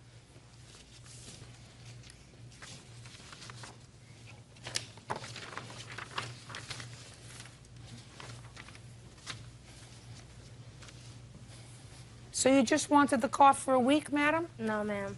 Did you sign this agreement? Yeah, when I met Barry on the 22nd, he told me he had cars for rental, 3 cars. I told him I had to talk to my girlfriend and that I would call him back. I did that. We went to go look at the cars. I rented 1 car. It says here that you're renting this car, and it says what car it is, from March 22nd to March 29th. He did all the receipts. I also have those. But I wanted to purchase the car. It wasn't rental. And I started renting because I was not working at the time. All I asked you was, you were supposed to return this vehicle on March 30th. That's what you signed. That's your name. Yeah, I signed that. Did you return the car on March 30th? No, I did not. Why not? Because I made more payments towards the car. I was buying the car from him. Did you have a subsequent agreement? No. We kept doing the rental contracts. But I would pay him more than going towards the purchase of the car. Show me. First of all, how long did you keep the car? Until April 14th. You kept it for an additional 2 weeks. Okay. Go ahead, sir. That's not correct, Yon. She took 2 rental agreements out. She didn't bring the car back. I had to go to her to get the payments and check on the car because she had moved like 15 miles from me. It began like, she was paying me like 3 days in a row. She paid me. At the beginning of the first contract, she paid me the $20. How many days did she keep the car, sir? She had the car like 22 days. From the 22nd of March to the... 14th of April. Right. 22 days. And let's do this so that I don't make a mistake. 22 times 20 equals $440. So that's what she should have paid you. That's correct. And that's what you would like, correct? Yes, ma'am. How much did you pay him? I paid him more than the receipts that he has given. How much do you claim that you paid him? Can my witness come up? No! How much do you claim that you paid him? Almost $600 for the car. That was supposed to be bought for $700. Almost $600. Almost $600. Good. And how many receipts do you have, and how much do they total? $420. Let me see them, please.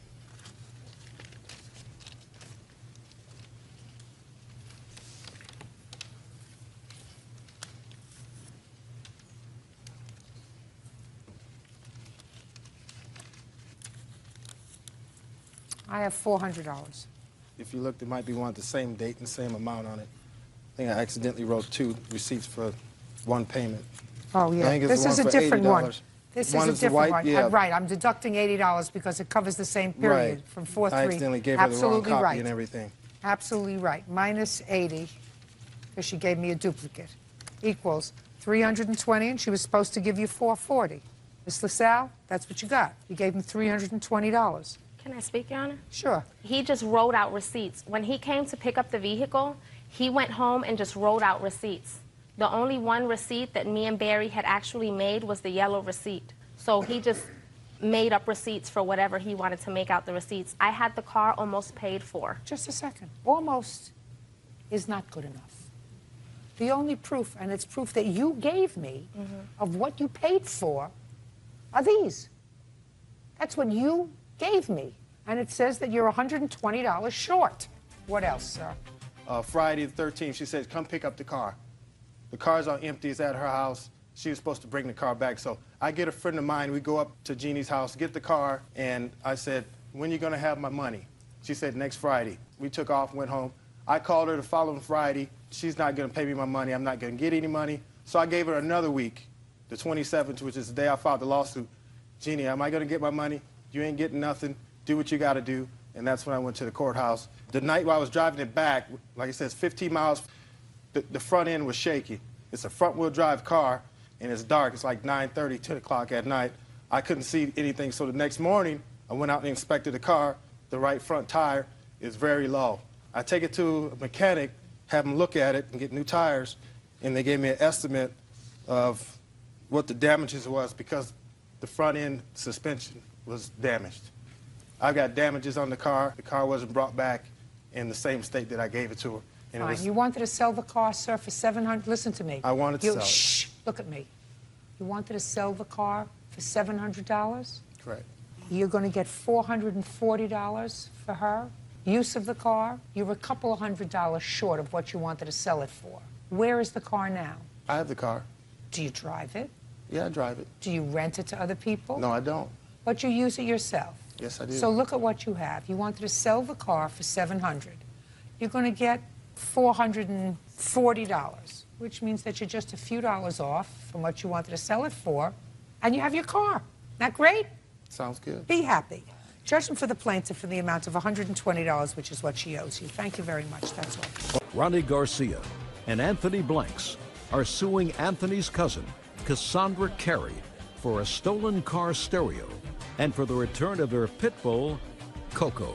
This is your cousin, is that right? Yes. And your name is? Anthony Blanks. This is your wife? My girlfriend. Girlfriend. And you live together? Yes. And your cousin was living with you? Yes. Does your claim that she borrowed your car with your permission, and while she had your car, the stereo and amps and whatever was stolen out of the car, you believe she should be responsible for that? Yes. And also, when she left, without notice to you, she left and she took one of your dogs. Yes.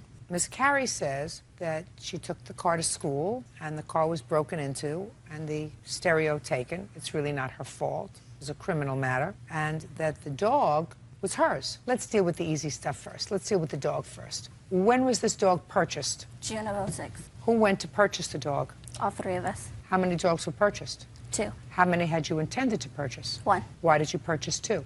I couldn't decide which one I wanted. Why do you think that Miss Carey would believe that the one that she took with her was her dog? I have no idea.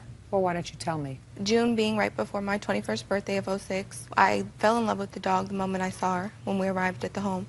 And I wanted the dog. It was stated there at the woman's house that it would be an early birthday present, and I was to help with the other dog that we purchased along with the dogs that were already at the house prior to the purchase. Mr. Blanks, was your niece living with you? No, she was there off and on the weekend. Actually, for the day of her birthday, she was in Vegas or Reno. I don't remember. I can't recall which one. You mean after August? Yeah, she was back with her mother. Where was the dog?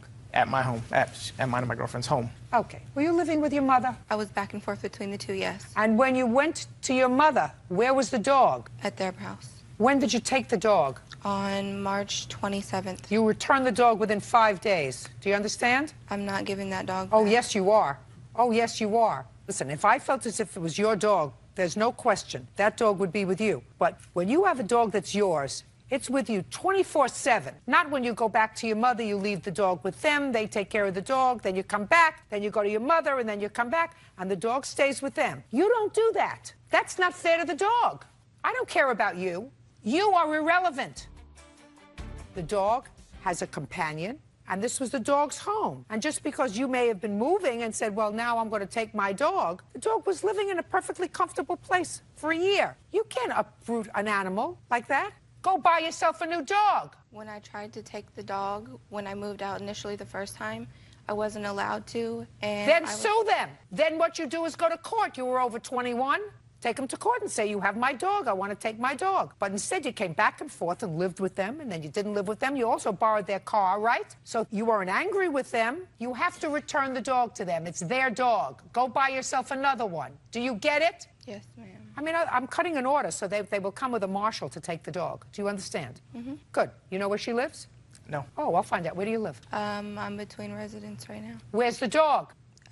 Don't look over there. Where is the dog? She's at my boyfriend's house. Where is your boyfriend? He's here. Here? Here. Well, who's taking care of the dog now? We paid someone to babysit her. At the house? Yes. Perfect. What's his address? Now! I don't hear you. 3700. That's where the dog is. We'll cut an order. Take a marshal and go pick her up. Thank you. Next. Tell me about when the car got broken into. What was the date? The car was broken into March 20th. The report was filed on March 21st. Can I see the report? There's two. There's a supplement and an original.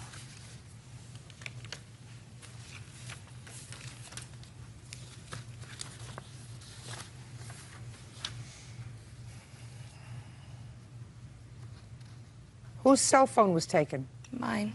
Was there an alarm system on this car? Yes. Had you turned the alarm on? Yes. And the car was locked? No, the locks, when I was issued the vehicle from him, there was no seat belts, nor did the locks on the doors work. Is that right? Yes, that's correct. Well, did you pay for the use of the car? Yes, the 2 ma'am, months I that did. you had the car, is that right? She paid for February. and she used it for a total of 3 months. The first time she used it, she took it to her boyfriend's house, and I told her I didn't want my vehicle there at his house because it was way out there in case something happened, like the breaking in issue. It would be a lot harder for us to deal with. I had to go basically steal my car back because she was in Reno again with him, drunk, and brought it back to my home.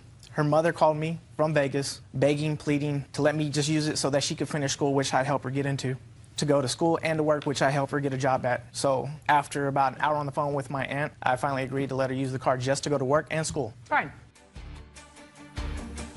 Who do you think should be responsible for putting the car back in the same condition as when you took it? Initially, when we sat down to make the agreement as far as me taking the car, he stated that if anything happened to the car, that's why there was insurance on the vehicle. So I would assume it would be the insurance. Being as it was in my possession, I do accept some form of liability as far as the belongings being taken. Good. How much was the new stereo? About 150. Good. And the amp? It's about 250, 300. You have homeowner's insurance? Yes. You do? Yes. Oh, perfect. File it with your homeowner's insurance. With regard to this is not her fault. She would pay for it unless you had homeowner's insurance, but you have homeowner's insurance, so put it through your homeowner's insurance. It covers the contents of your car. You know that. That's why you smiled before at me. But you go get your dog back. Now. Do you understand? Go buy yourself a new pet. I just saved you $200. That's all. Goodbye. Why does that excuse you may step out? চিনি খান্না বোধহয় গত 15-16 বছর ধরে আর চায় বেশি। এবং আর বেশি। এবং আপনার বাসায় নাকি চা খাওয়ার জন্য অনুমতি চাইতে হতো? না, আমাদের বাসায় আমার মা আসলে খুব কড়াভাবে আমাদেরকে মানুষ করেছে সবাইকে। হ্যাঁ, সালোয়ার কামিজ পরা আর চা খাওয়া, এই দুটো জিনিস কিন্তু আমার মায়ের কাছে মনে হতো খুব পাকামো। তো আমরা কীরকম বাড়িতে মনে করো বৃষ্টি পড়ছে, তখন আমরা আমরা তো দুই বোন খুব বন্ধু ছিলাম, আমি আর মিতি। মার কাছে তখন পারমিশন নিত, আম্মু ঠান্ডা ঠান্ডা লাগছে তো একটু সালোয়ার কামিজ পরি। হ্যাঁ, কারণ আমরা ফ্রক পরতাম, হ্যাঁ, অনেক বড় পর্যন্ত। আচ্ছা ঠিক আছে, আজকে বৃষ্টি পড়ছে, তাহলে সালোয়ার কামিজ পরতে পারো। আর একটু তো ঠান্ডা পড়েছে, একটু চা খাই। এই পাকনামি, আমার মার কাছে মনে হতো এগুলো পাকনামি করা। চা দাও, মাথা ধরেছে, এরকম কোনো গল্প আমাদের বাড়িতে কোনোদিন করতেই পারিনি আমরা। হ্যাঁ, আমরা কিন্তু আসলে অনেক বড় হয়েছি। ছোটোর থেকে বড় হওয়া যেটা, সেটা না। কিন্তু কোনো রিহার্সালে যখন আমি যেতাম, তখন আমি স্কার্ট পরে যেতাম, যেটা নিয়ে আমার শিবলি ভাইয়ের সাথে একটা এপিসোড ছিল। শিবলি ভাই তখন আমাদের বাফাতে কথক শেখাচ্ছেন। আমি স্কার্ট পরে গেছি, কারণ আমি বাড়িতে স্কার্ট পরি, আমার কোনো সালোয়ার কামিজ নেই। এখন আমি ঘুরছি, তো আমার পা বেশ খানিকটা দেখা যাচ্ছে। শিলি ভাই ডেকে নিয়ে আমাকে হাত ধরে এরকম করে আদর করে, আর শিলি ভাই কিন্তু খুব দুষ্টু। শিলি ভাই আমাকে ডেকে আদর করে বলছে যে, তুমি স্কার্ট পরে এসছো কেন? আর আমাকে কিছু বলার আগে আমি কিন্তু একটু কান্দুনি, আমি কেঁদে দিয়েছি হিচকি তুলে। তখন শিলি ভাই আমাকে ধরে বলছে, কেউ ক্লাসে স্কার্ট পরবা না, একমাত্র ও স্কার্ট পরে আসবে। আসলে শিলি ভাই আমাকে ভালোর জন্যই বলেছিল, কারণ গেটের বাইরে অনেক রকম আজে বাজে লোকজন দাঁড়িয়ে থাকে, এখন আমার কথা হচ্ছে, আমার তো বাড়িতে কোনো সালোয়ার কামিজ নেই। আমার এখন সালোয়ার কামিজ পরতে হলে আমার বড় বোনেরটা টেকে তারপরে পরতে হবে। আর আমার বড় বোন তখন আমার চেয়ে অনেকই বড়, বড় শরীরেও বড়, সে বরাবরই একটু মোটা সোটা। তখন বাড়িতে গিয়ে কেঁদে কেটে মাকে বললাম যে আমাদেরকে সালোয়ার কামিজ বানিয়ে দিতে হবে, এবং শুরু করলাম যে না, এখন আমার নিজের সালোয়ার কামিজ থাকতে হবে, যেটা পরে আমি নাচের ক্লাসে যাব। কত বছরে সালোয়ার কামিজ পাওয়ার অনুমতি? 9-10-এ পড়ি তখন, এবং হয় ফ্রক ড্রেস, আর না হলে শাড়ি। তো আমি আসলে বড় হয়েছি অনেক পরে, আর আমি রোগা ছিলাম। তো মনে করো আমি বাফায় যাওয়ার পরে বুঝতে পেরেছি যে সালোয়ার কামিজ পরতে হবে, আমি বড় হয়েছি। নাহলে বাড়িতে তো আমি ছোটই শর্টস পরে ঘুরে বেড়াই। তার আমরা বলতে পারি সাদিয়া ইসলাম মৌয়ের রূপের রহস্য হচ্ছে চিনি না খাওয়া।